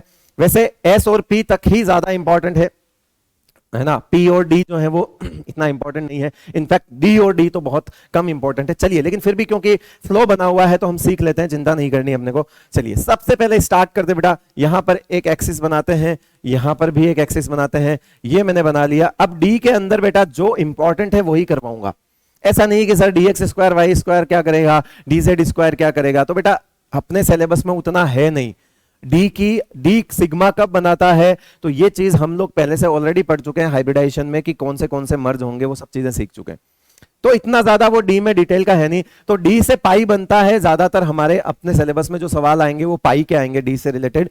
तो जो पढ़ा रहा हूं बस उसी पे फोकस करना, इधर उधर की चीजें नोट्स में आपको हो सकता हो कहीं के नोट्स में वो सब चीजें भी मिल जाएगी, लेकिन बेटा बिना मतलब नोट्स बढ़ाने का कोई लॉजिक नहीं है। केमिस्ट्री बहुत बड़ी है, आप चाहो तो 10 रजिस्टर बना सकते हो इनऑर्गेनिक केमिस्ट्री के, आपके ऊपर है, ठीक है, या आप ऐसी 10 बातें एक रजिस्टर में लिख सकते हो जिससे आपका सिलेक्शन हो जाएगा, दोनों ऑप्शन आपके पास है, ठीक है। तो मेरे नोट्स हमेशा जो है हमेशा एक नीट पैटर्न पर चलते हैं, कंसाइज चलते हैं, सवालों को देखते हुए चलते हैं कि अब तक कौन से सवाल पूछे गए हैं और कौन से पूछे जा सकते हैं, उस पर बेस्ड मेरे नोट्स रहते हैं। तो घबराना नहीं है कि सर ये रह गया वो रह गया, कुछ ऐसा नहीं रहेगा, कुछ ऐसा नहीं रहेगा जो आप अटक जाओ। गलती से कोई एक आधा सवाल अटक जाए कर जाए तो बेटा इतना तो चलता है, आप भी समझते हो है ना, कि हम वो तो है नहीं, भगवान या अंतर्यामी तो नहीं कि पहले से सोच लें कि पेपर में ये आने वाला और वही पढ़ा दें।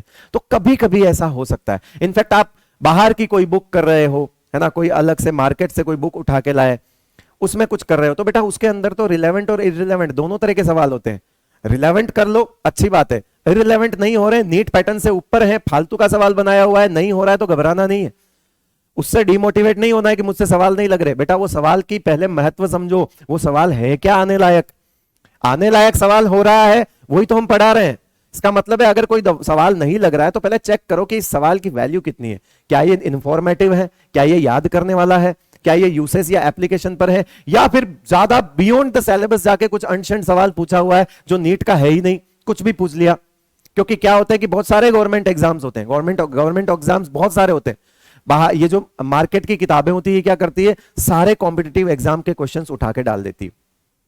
उनको मतलब नहीं होता कि नीट का सिलेबस क्या है, उनको मतलब होता है कि ये क्वेश्चन केमिकल बॉन्डिंग का है, तो केमिकल बॉन्डिंग सिर्फ वो देखते हैं कि ये केमिकल बॉन्डिंग का है, डाल देंगे। सिर्फ वो देखेंगे कि ये ओवरलैपिंग का है, डाल देंगे। वो सिर्फ ये देखेंगे कि ये पी ब्लॉक का है, अरे भैया पी ब्लॉक में तो बहुत बड़ा है पी ब्लॉक, आप पी ब्लॉक देखते ही सवाल डाल दोगे क्या? या ये देखोगे कि बच्चा नीट का जब किताब लेके जा रहा है तो पी ब्लॉक में नीट में कितना दिया हुआ है वही पढ़ेगा ना। इसलिए ये मार्केट की किताबें करने से पहले 10 बार सोचा करो।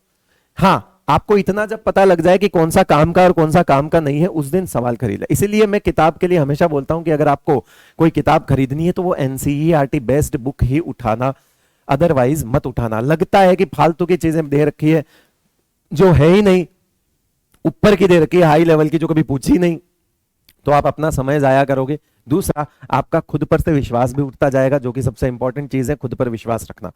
तो आप अगर ऐसे सवाल बार बार करोगे या ऐसे सवाल आपकी आंखों के सामने बार बार आएंगे जो आपसे होंगे नहीं, तो बेटा वो एक दिन वो आपको खत्म कर रहे हैं अंदर से, वो आपको तोड़ रहे हैं, और जब आप अंदर से टूट जाओगे तो समझो फिर आप कुछ नहीं कर पाओगे। तो इसलिए हमेशा कॉन्फिडेंस बना रहना जरूरी है, मोटिवेटेड रहना जरूरी है, पॉजिटिव रहना जरूरी है, और उसके लिए जरूरी है कि हम वही कंटेंट पढ़ें जो रिलेवेंट है, हमारे काम का है। पढ़ने को दुनिया में बहुत सारी चीजें हैं बेटा पढ़ने को, लेकिन जो नहीं आती उसको पढ़ोगे तो खुद ही टेंशन में आओगे। ठीक है, मेरी बात समझ रहे हो आप ना? बहुत काम की चीज बोली है मैंने कि सिलेक्टिव पढ़ो सिलेक्शन ले लो, सिलेक्टिव पढ़ो सिलेक्शन हो जाएगा। अगर आप फालतू चीजें पढ़ोगे नहीं होगा सिलेक्शन। ठीक है, चलो आओ आगे। यहां पर पीडी ओवरलैपिंग देख ले बेटा। मैंने यहां पर एक मान लीजिए ये x बनाया है और ये आपका क्या है y है, तो इसका नाम क्या बोलेगा बेटा dxy। इसका नाम क्या हो जाएगा dxy। इसको क्या बोल देंगे हम dxy बोल देंगे। ठीक है सर, अब हम आगे बढ़ते हैं, और क्योंकि हम p और d की ओवरलैपिंग देख रहे हैं तो अभी मैंने p नहीं बनाया तो वो p बना लेता हूं। चलो, तो यहां पर मैंने इसको एक p बना लिया, और यहां पे लिख दिया मैंने पी वाई। क्या लिख दिया यहां पे मैंने? पी वाई, क्योंकि ये वाई एक्सिस है बेटा। ये कौन सा एक्सिस है? वाई एक्सिस है, तो इसका नाम पी वाई होगा। ठीक है, सॉरी लिख दिया ऊपर पी वाई। चलो अब इनको अगर आप भिड़ाओगे तो आप खुद सोचो ये कौन सा बॉन्ड बनाएंगे? पाई ही तो बनाएंगे, क्योंकि ओवरलैपिंग कैसी है? साइडवेज ही तो है बेटा। ठीक है, साइडवेज ही तो है। दिखने में थोड़ी अलग है क्योंकि वो दोनों बेंट है, दिखने में थोड़ी अलग है।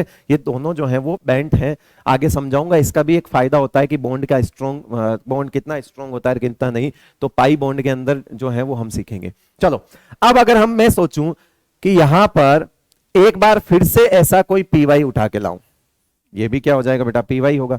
लेकिन इस बार मैं इसको कौन से एक्सिस से ला रहा हूं? वाई एक्सिस से।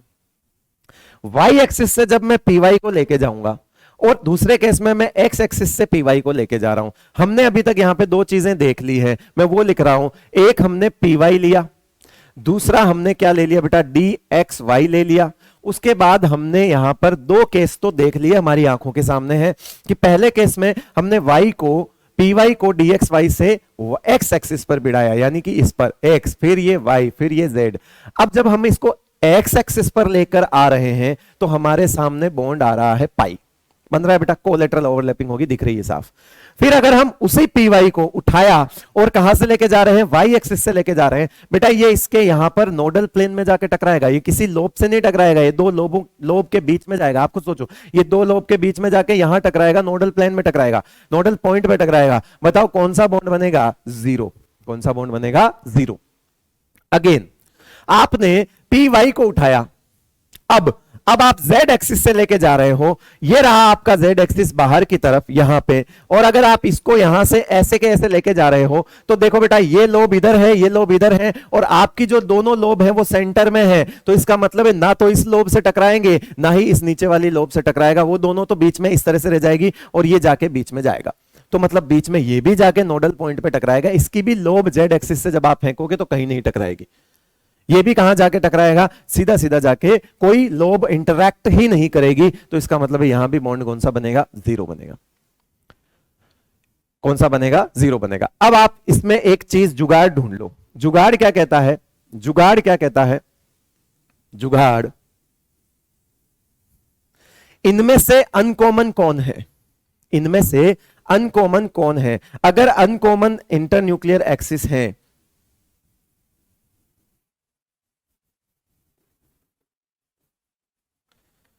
अनकॉमन इंटरन्यूक्लियर एक्सिस है पर पाई, बाकी जीरो। जुगाड़ क्या निकल के आया बेटा? अनकॉमन एक्सिस पर क्या है आपका? पाई है, बाकी क्या हो जाएगा? जीरो हो जाएगा। ये देखिए इस तरह से, समझ में आई बात? चलो कैसे सर?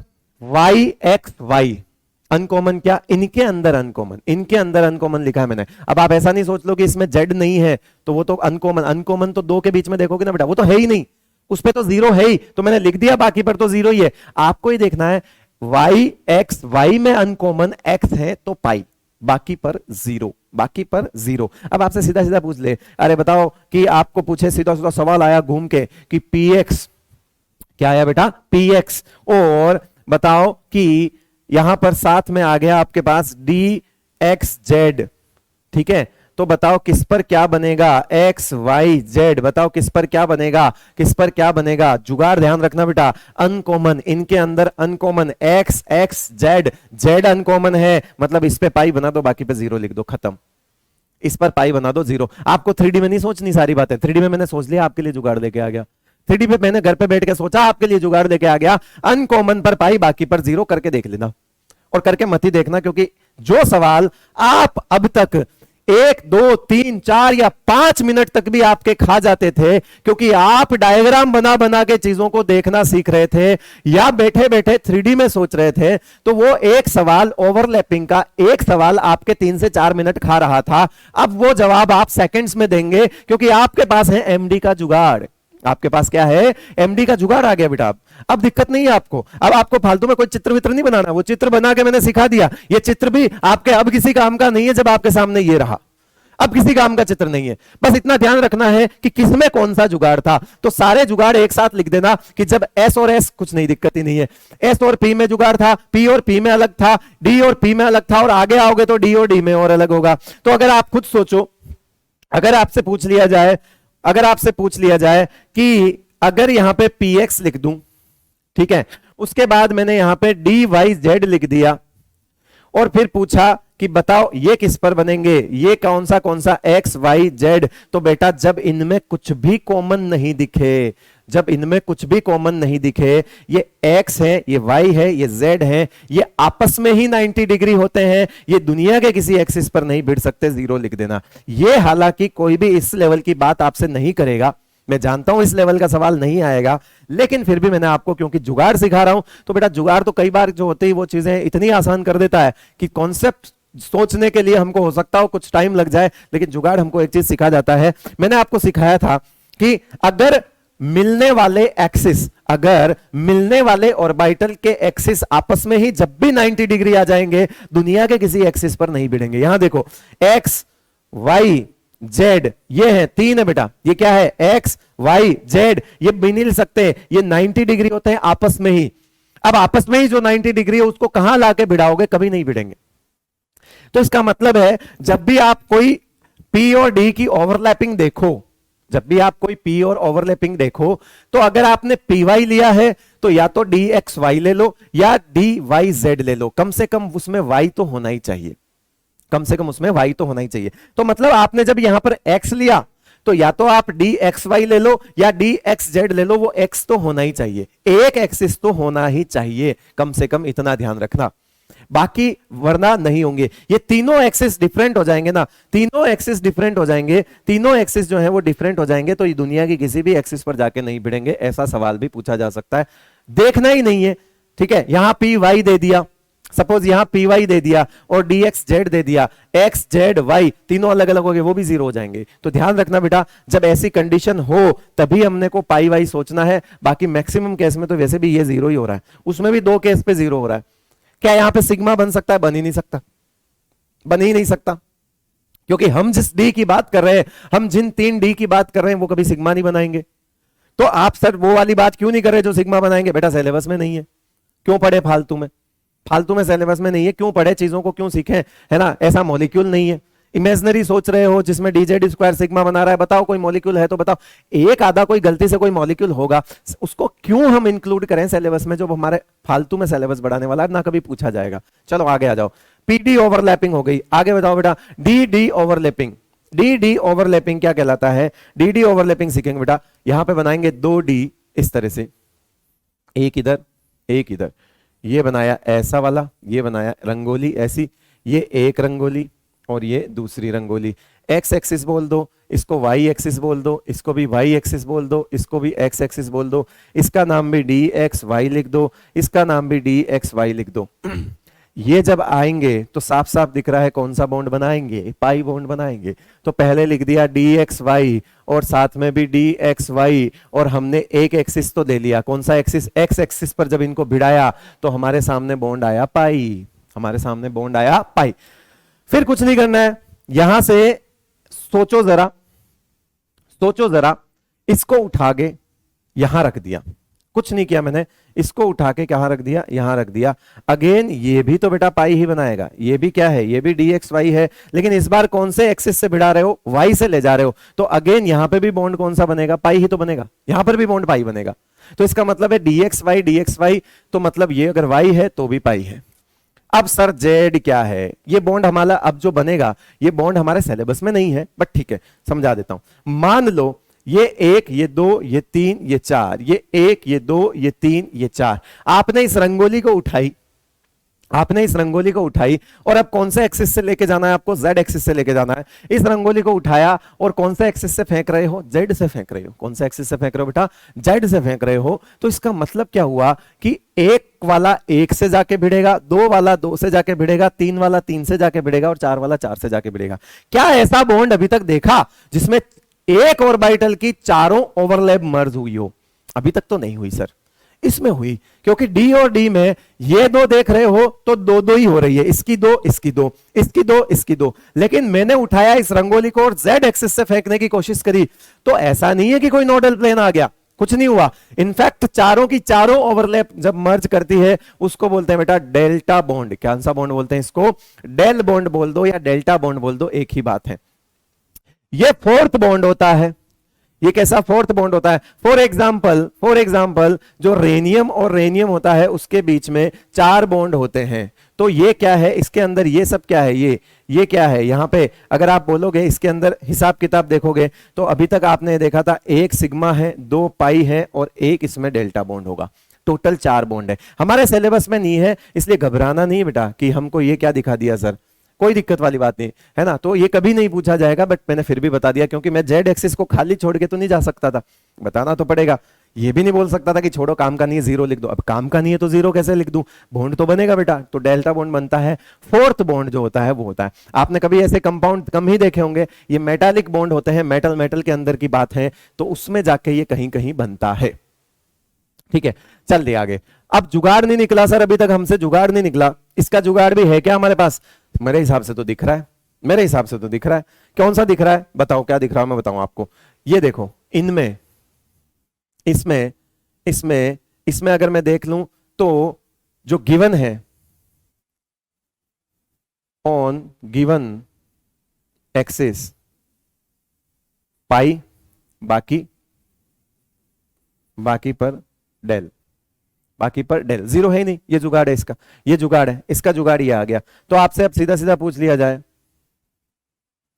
अगर आपसे अब सीधा सीधा पूछ लिया जाए तो क्या होगा मुझे बताओ? अगर आपसे सवाल दे दिया जाए कि डी वाई जेड और डी वाई जेड क्या होगा भैया, डी वाई जेड और डी वाई जेड क्या होगा? तो डी वाई जेड और डी वाई जेड होगा सर, होगा, रुक जाओ, एक्स वाई और जेड है, जो गिवन है उस पर पाई बना लो। क्या वाई और जेड गिवन है, इस पर पाई बना लो बेटा। गिवन मतलब Y Z Y Z Y Z, pi pi, जो नहीं है उस पे डेल्टा, सेम चीज। एक्स वाई पे पाई पाई, बाकी जेड पर जो नहीं है उस पर जेड। कैसे भी सोचो जुगाड़ है। आपको ऐसे याद रखना होता है कि इनमें जो नहीं दिया हुआ उस पर डेल्टा, बाकी पर पाई, तो भी आप समझ लो एक ही बात है। कैसे भी जुगाड़ बना लो, समझ लो। ठीक है, अगर यहां पे आपसे पूछ लिया जाए, अगर आपसे यहां पे पूछ लिया जाए बेटा कि अलग कलर से लिखता हूं थोड़ा दिख जाएगा, अगर आपसे पूछ लिया जाए डी एक्स जेड और आपसे पूछ लिया जाए यहां पर क्या D Y Z, D X Z और डी वाई जेड अगर पूछ लिया जाए तो बताओ इस पर क्या बनेगा? तो बेटा एक्स हो चाहे वाई हो चाहे जेड हो, 0 0 0 कर देना, क्योंकि कंडीशन ये कहती है, नॉट ये कहता है both D orbitals must be same. ये भी एक जुगाड़ है। दोनों डी ऑर्बिटल्स कैसे होना चाहिए? सेम। जैसे पी के अंदर भी आपने px plus px, py plus py, pz plus pz देखा था, तो इसमें भी यहां पे जो भी दो डी आप ले रहे हो वो सेम होने चाहिए, क्योंकि बेटा ये dxz जो है वो dyz के साथ परपेंडिकुलर हो जाएगा। मतलब कि अगर ये ऐसा है तो दूसरा वाला कैसा हो जाएगा बेटा? दूसरा वाला अगर ये ऐसा है तो दूसरा वाला भी ऐसा ही होना चाहिए। तो हम सोच पाएंगे कि ऐसे आया पाई, ऐसे आया पाई, ऐसे आया डेल्टा। लेकिन अगर ये एक ऐसा है और दूसरा आप ऐसा कर ले रहे हो, दूसरा ले रहे हो ऐसा जो उसके परपेंडिकुलर है, आप यहां से यहां पे जाओगे तो एक दूसरे के नोडल प्लेन पे जाके भिड़ेंगे, कोई लॉ ऑफ इंटरैक्ट नहीं होगी। फिर आप इधर से आओगे तो भी नोडल प्लेन पे जाके भिड़ेंगे, तो आप इधर से जाओगे तो भी नोडल प्लेन पे जाके भिड़ेंगे। तो इसका मतलब क्या हुआ कि अगर ये दोनों सेम नहीं है तो ये एक दूसरे के परपेंडिकुलर, एक हाथ ऐसा है एक हाथ ऐसा ले लिया, इसको दोनों हाथों को आप किसी भी जाके नहीं भिड़ा सकते। समझ रहे हो मेरी बात को? इसलिए ये दोनों सेम होने चाहिए। ये डी और डी की ओवरलैपिंग थी और ओवरलैपिंग में इतना ही था बेटा। आई होप आपको जुगाड़ों में मजा आ रहा होगा। चलिए, ओवरलैपिंग ऑफ हाइब्रिड ऑर्बिटल क्या है? बहुत ज्यादा खास नहीं है। जब कभी भी हाइब्रिड ऑर्बिटल का कंडीशन आएगा, सिग्मा बनेगा। तो सर आपने प्योर ऑर्बिटल में भी सिग्मा सिखा दिया हमको। तो आपने क्या किया सर? अभी आपने बताया एस और एस में भी सिग्मा बनता है, पी और पी में भी सिग्मा बनता है, आपने सिखाया है सर अभी। तो सर फिर वो क्या है? तो बेटा ऐसे मॉलिक्यूल्स भी होते हैं जिसमें हाइब्रिडाइजेशन नहीं होता, ऐसे मॉलिक्यूल्स भी होते हैं जिनमें हाइब्रिडाइजेशन की जरूरत नहीं पड़ती है। हाइब्रिडाइजेशन की जरूरत हम जनरली पॉली एटॉमिक मॉलिक्यूल्स में देखते हैं। पॉली एटॉमिक का मतलब है जिसमें एक सेंट्रल एटम होता है और सराउंडिंग एटम अगर एक से ज्यादा हो तो फिर हम सेंट्रल एटम का सोचते हैं कि हाइब्रिडाइजेशन होगा। जैसे H2 है तो H है और H है, बीच में तो सिग्मा बॉन्ड है बेटा, लेकिन हम फिर भी हाइड्रोजन का हाइब्रिडाइजेशन नहीं मान रहे हैं क्योंकि इसमें किसको सेंट्रल एटम बोलोगे समझ नहीं आता। लेकिन हमने जैसे ही सोचा सपोज हमने HCl सोचा तो भी हाइब्रिडाइजेशन नहीं है। तो वो केस मैं समझा दूंगा, ये वो केस है। तो ऐसा नहीं कि प्योर से सिग्मा नहीं बनता, प्योर से सिग्मा बनता है, लेकिन कंडीशन क्या कहती है कि उसमें हाइब्रिडाइजेशन नहीं होना चाहिए। अब जिसमें हाइब्रिडाइजेशन हो गया तो ऐसा तो है नहीं कि हाइब्रिडाइजेशन में हमेशा सेंट्रल एटम का ही पार्टिसिपेशन हो, मैक्सिमम केस में होता है ऐसा।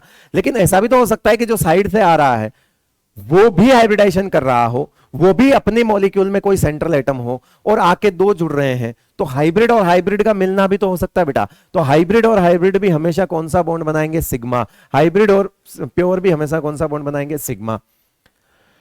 ठीक है, तो हाइब्रिड वर्ड अगर एक बार भी आ गया, हाइब्रिड वर्ग अगर एक बार भी आ गया तो सिग्मा, दो बार आ गया तो सिग्मा है ही सही। मैं तो कह रहा हूं अगर ऑर्बिटल की ओवरलैपिंग में किसी भी हाइब्रिड ऑर्बिटल का इन्वॉल्वमेंट हो जाता है तो बॉन्ड ऑलवेज कौन सा बनेगा, सिग्मा बॉन्ड बनेगा। जैसे यहां ये समझ ही लो, चलो आ जाओ समझ ही लेते। हमने यहां पर देख लिया, हमने यहां पे देख लिया H और H, ठीक है। H चलो हम ऐसे देख लेते हैं, इसको हम क्या प्योर और प्योर के भी, प्योर और प्योर का भी सिग्मा बन सकता है, बिल्कुल बन सकता है। अभी थोड़ी देर पहले ही बताया था S और S का भी सिग्मा बन सकता है। तो जैसे क्या प्योर और प्योर, ऐसे लिख देता हूं,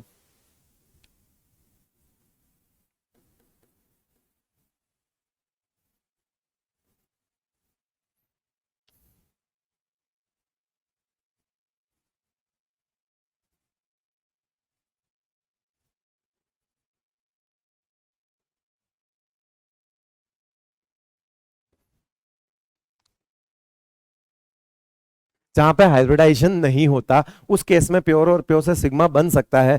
फॉर एग्जाम्पल, एग्जाम्पल पहले से देख लो, छोटे छोटे H और H हैं, इसका 1s है, इसका भी 1s है, बीच में बॉन्ड कौन सा होगा, सिग्मा। कोई भी हाइब्रिडाइजेशन में नहीं गया तो इसका मतलब है ये S और S वाला सिग्मा है, S और S वाला सिग्मा है। फॉर एग्जाम्पल ये पहला हो गया। दूसरा सीखो बेटा, ये H है, ये Cl है, ये 1s देगा, ये 1s देगा और ये क्या देगा आपका, P देगा। कौन सा P देगा, तो वैलेंस शेल इसका 3p होगा तो ये 3p देगा। तो ये कौन सा हो गया, S और P वाला कौन सा हो गया, सिग्मा हो गया। सर फिर और क्या सोचें, और कुछ सोच के बताओ। P और P भी तो सिग्मा बना रहा था, आपने सिखाया था। तो बेटा ठीक है, मान लो ये Cl और Cl हो गया, तो ये क्या हो गया, 3p हो गया, और ये भी क्या हो गया, 3p हो गया। तो बताओ यहाँ पे P और P का मतलब क्या हो गया, सिग्मा हो गया। अब P और P सिग्मा लिख रहे हो, इसका मतलब सोचने की जरूरत नहीं है कि ये कोएक्सियल है या कोलेटरल है। बेटा सिग्मा लिख रहे हो तो जाहिर सी बात है कोएक्सियल है। अगर सिग्मा लिख रहे हो तो ये और P कौन से हैं, कोएक्सियल है। यहां पे अगर S और P देख रहे हो कोएक्सियल है, ये तो होता ही कोएक्सियल है। S और S देख रहे हो तो ये भी कोएक्सियल है, क्योंकि इनमें बॉन्ड ही सिग्मा बन रहा है। तो प्योर ऑर्बिटल्स भी सिग्मा बॉन्ड बना सकते हैं। ऐसा नहीं कि दिमाग में फिट हो जाए कि हाइब्रिडाइजेशन में हमको सिग्मा काउंट करना है, तो क्या प्योर से सिग्मा नहीं बन सकता, बन सकता है। लेकिन बहुत छोटे मॉलिक्यूल्स में इनमें हाइब्रिडाइजेशन नहीं होता, इनमें हाइब्रिडाइजेशन नहीं होता। H2, Cl2, F2 है ना, इनमें हाइब्रिडाइजेशन नहीं होता। डायरेक्ट N2, O2, इनमें हाइब्रिडाइजेशन वाली बात नहीं आती। तो इसका मतलब हो गया, यहां पे आप सीधा सोच सकते हो, सीधा सोच सकते हो। HCl हो गया, HCl हो गया, ये बेसिक बेसिक सी चीजें मैंने सिखा दी आपको, जरूरत नहीं पड़ेगी। बट ये इसलिए मैंने बताया था कि कंफ्यूजन दूर हो जाए, क्योंकि आप दिमाग लगा लेते हो कि अरे सर इसमें कौन से ऑर्बिटल की मर्जिंग हो रही है। तो मैंने बिल्कुल बेसिक बेसिक चीजें से इनको पहले ही साइड में कर लिया है, ये पहले ही साइड में कर लो आप इनको, कि ताकि दिक्कत नहीं आए। बाकी अगर कहीं पे हाइब्रिड का इन्वॉल्वमेंट है, सिग्मा बनेगा ही बनेगा। हाइब्रिड प्लस प्योर आके मिल गए तो भी सिग्मा बनेगा ही बनेगा। जैसे हाइब्रिड sp sp2 sp3 है, sp sp2 sp3 है, प्योर में कौन हो सकता है, 1s होता है, p हो सकते हैं, तो s और p हो सकते हैं, तो वो सब सिग्मा ही बनाएंगे। आगे हम बॉन्ड आइडेंटिटी पर चल रहे हैं, इससे आपको ये चीजें समझ में आ जाएगी। चलो, बॉन्ड आइडेंटिटी से आपको ये सब समझ में आ जाएगा कि किसमें कौन सा बॉन्ड है।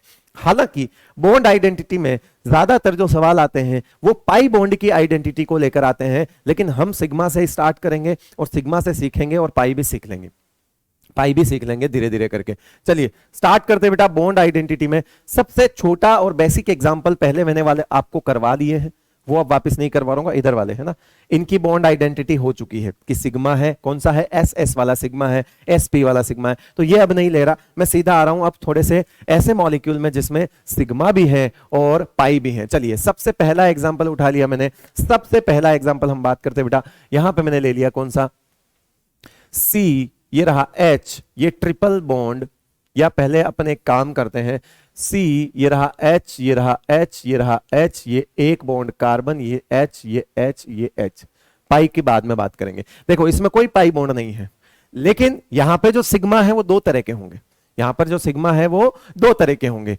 एक इसमें हाइब्रिड प्लस प्योर होगा और दूसरा इसमें हाइब्रिड प्लस हाइब्रिड होगा। जरा देख के बताओ इस कार्बन का हाइब्रिडाइजेशन क्या होगा बेटा, sp3 होगा क्या, इस कार्बन का हाइब्रिडाइजेशन, इस कार्बन का हाइब्रिडाइजेशन भी क्या होगा, sp3 होगा। तो इसके सारे हाइब्रिड ऑर्बिटल क्या कहलाएंगे, sp3 कहलाएंगे, इसके सारे हाइब्रिड ऑर्बिटल क्या कहलाएंगे, sp3 कहलाएंगे। तो अब जरा देखो ऐसे बना दिया मैंने, इसका एक हाइब्रिड ऑर्बिटल यहां बनाया, मैंने दूसरा कार्बन बनाया, उसका भी हाइब्रिड ऑर्बिटल यहां बना दिया, फिर इसका एक हाइब्रिड ऑर्बिटल ऐसे बनाया, दूसरा ऐसे बनाया, तीसरा ऐसे बनाया, फिर मैंने इसका एक हाइब्रिड ऑर्बिटल ऐसे बनाया, दूसरा ऐसे बनाया, तीसरा ऐसे बनाया। समझ रहे हो बात को, दूसरा थोड़ा छोटा हो गया, रुक जाओ। अब देखना इसको, यहां पे इसका नाम क्या लिखोगे, ये भी sp3 है, ये भी sp3 है, ये भी sp3 है, ये भी sp3 है, ये भी sp3 है, sp3 क्योंकि sp3 तो बन जाएंगे सारे बेटा, सारे, अगर हाइब्रिडाइजेशन sp3 हो गया तो सारे sp3 बन जाएंगे। अब बताओ क्या इसमें ओवरलैपिंग, ये कौन आया, ये आया 1s, ये आया 1s, ये आया 1s, ये आया 1s, ये आया 1s, ये आया 1s, hydrogen hydrogen hydrogen hydrogen hydrogen hydrogen, क्या देगा 1s देगा सर, ये क्या देगा 1s देगा, ये क्या देगा 1s देगा, ये भी क्या देगा 1s देगा, ये भी क्या देगा 1s, ये भी क्या देगा 1s। अब मुझे देख के बताओ क्या इसमें आपको दो तरह की ओवरलैपिंग दिख रही है, मुझे तो दिख रही है। देखो इनके बीच की ओवरलैपिंग देखो, हाइब्रिड प्लस हाइब्रिड, ये कैसी ओवरलैपिंग है बेटा, ये कैसी ओवरलैपिंग है, ये आपकी ओवरलैपिंग है हाइब्रिड प्लस हाइब्रिड, ये वाली hybrid orbital plus hybrid orbital क्या बनाएंगे, sp3 और sp3 क्या बनाएंगे, सिग्मा ही बनाएंगे। तो ये एक सिग्मा हो गया ऐसा वाला, ये सिग्मा हो गया बीच वाला कार्बन कार्बन के वाला। कार्बन हाइड्रोजन के बॉन्ड जितने हैं 1 2 3 4 5 6, 1 2 3 4 5 6, चारों के चारों सॉरी 6 के 6, 3 इधर 3 इधर, 6 के 6 बॉन्ड एक ही तरह की ओवरलैपिंग से बने हैं और वो है बेटा sp3 और 1s। ये है hybrid orbital plus pure orbital, ठीक है। हाइब्रिड ऑर्बिटल इसमें कौन सा है, sp3 है। हाइब्रिड ऑर्बिटल किसने प्रोवाइड कराया, कार्बन ने, और ये किसने कराया, हाइड्रोजन ने। ऐसे कितने बॉन्ड है बेटा, ये भी क्या बनेगा, सिग्मा बनेगा। और ऐसे कितने बॉन्ड हैं, तो ये ऐसे टोटल कितने हैं, 6 बॉन्ड है। मतलब sp3 और 1s के कितने सिग्मा हो गए, 6 सिग्मा हो गए बेटा। कितने सिग्मा हो गए, 6 सिग्मा हो गए। समझ में आया बॉन्ड आइडेंटिटी, ये होती है बॉन्ड आइडेंटिटी। मेरे ख्याल से आप समझ पा रहे हैं। अब जरा देखो इसको, ये चारों के चारों दिख रहे हैं आपको, कार्बन के चारों हाइब्रिड ऑर्बिटल दिख रहे हैं, sp3 है, ये बॉन्ड आइडेंटिटी कहलाती है। तो अब आपको इसमें बॉन्ड आइडेंटिटी में क्या पूछेंगे, सब कुछ सिग्मा है लेकिन एक सिग्मा हाइब्रिड प्लस हाइब्रिड वाला है। अब आप रिलेट कर पा रहे हो बेटा इस बात को कि हाइब्रिड प्लस हाइब्रिड भी सिग्मा बनाता है और हाइब्रिड प्लस प्योर भी सिग्मा बनाता है। इसमें हाइब्रिड प्लस हाइब्रिड का केस भी दिख रहा है सिग्मा, और हाइब्रिड प्लस प्योर का केस भी दिख रहा है सिग्मा। इस तरह से चीजों को सीखा जाता है। आइए आगे चलते हैं, अगला केस लेते हैं। दूसरे केस में हम इथीन लेते हैं। दूसरे केस में हम क्या लेंगे बेटा, इथीन वाला केस उठाते हैं। चलिए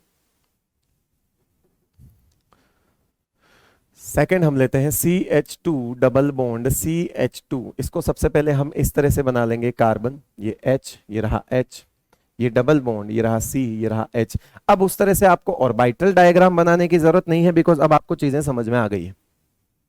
अब आपको चीजें समझ में आ गई हैं, लेकिन फिर भी चलिए मैं आपको एक ऑर्बिटल डायग्राम बनाने की कोशिश करता हूं, समझ में आ जाए तो अच्छी बात है।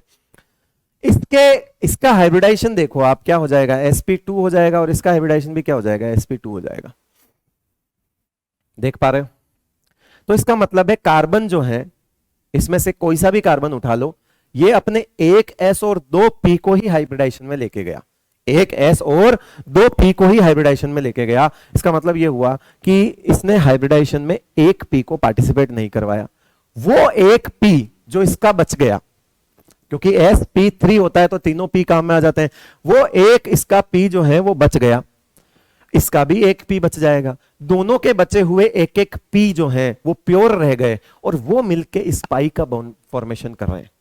अब आपको चीज समझ में आ रही होगी कि जो बचे हुए p हैं दोनों के, वही तो बेटा पाई बॉन्ड बना रहे होंगे। अब जरा इसको अगर मैं डायग्राम के रूप में बनाना चाहूं, टाइम तो हालांकि ज्यादा लगेगा लेकिन कोशिश करते हैं, शायद बन जाएगा। चलिए, सबसे पहले कार्बन लिया, उसको यहां पे एक हाइब्रिड ऑर्बिटल बना दिया।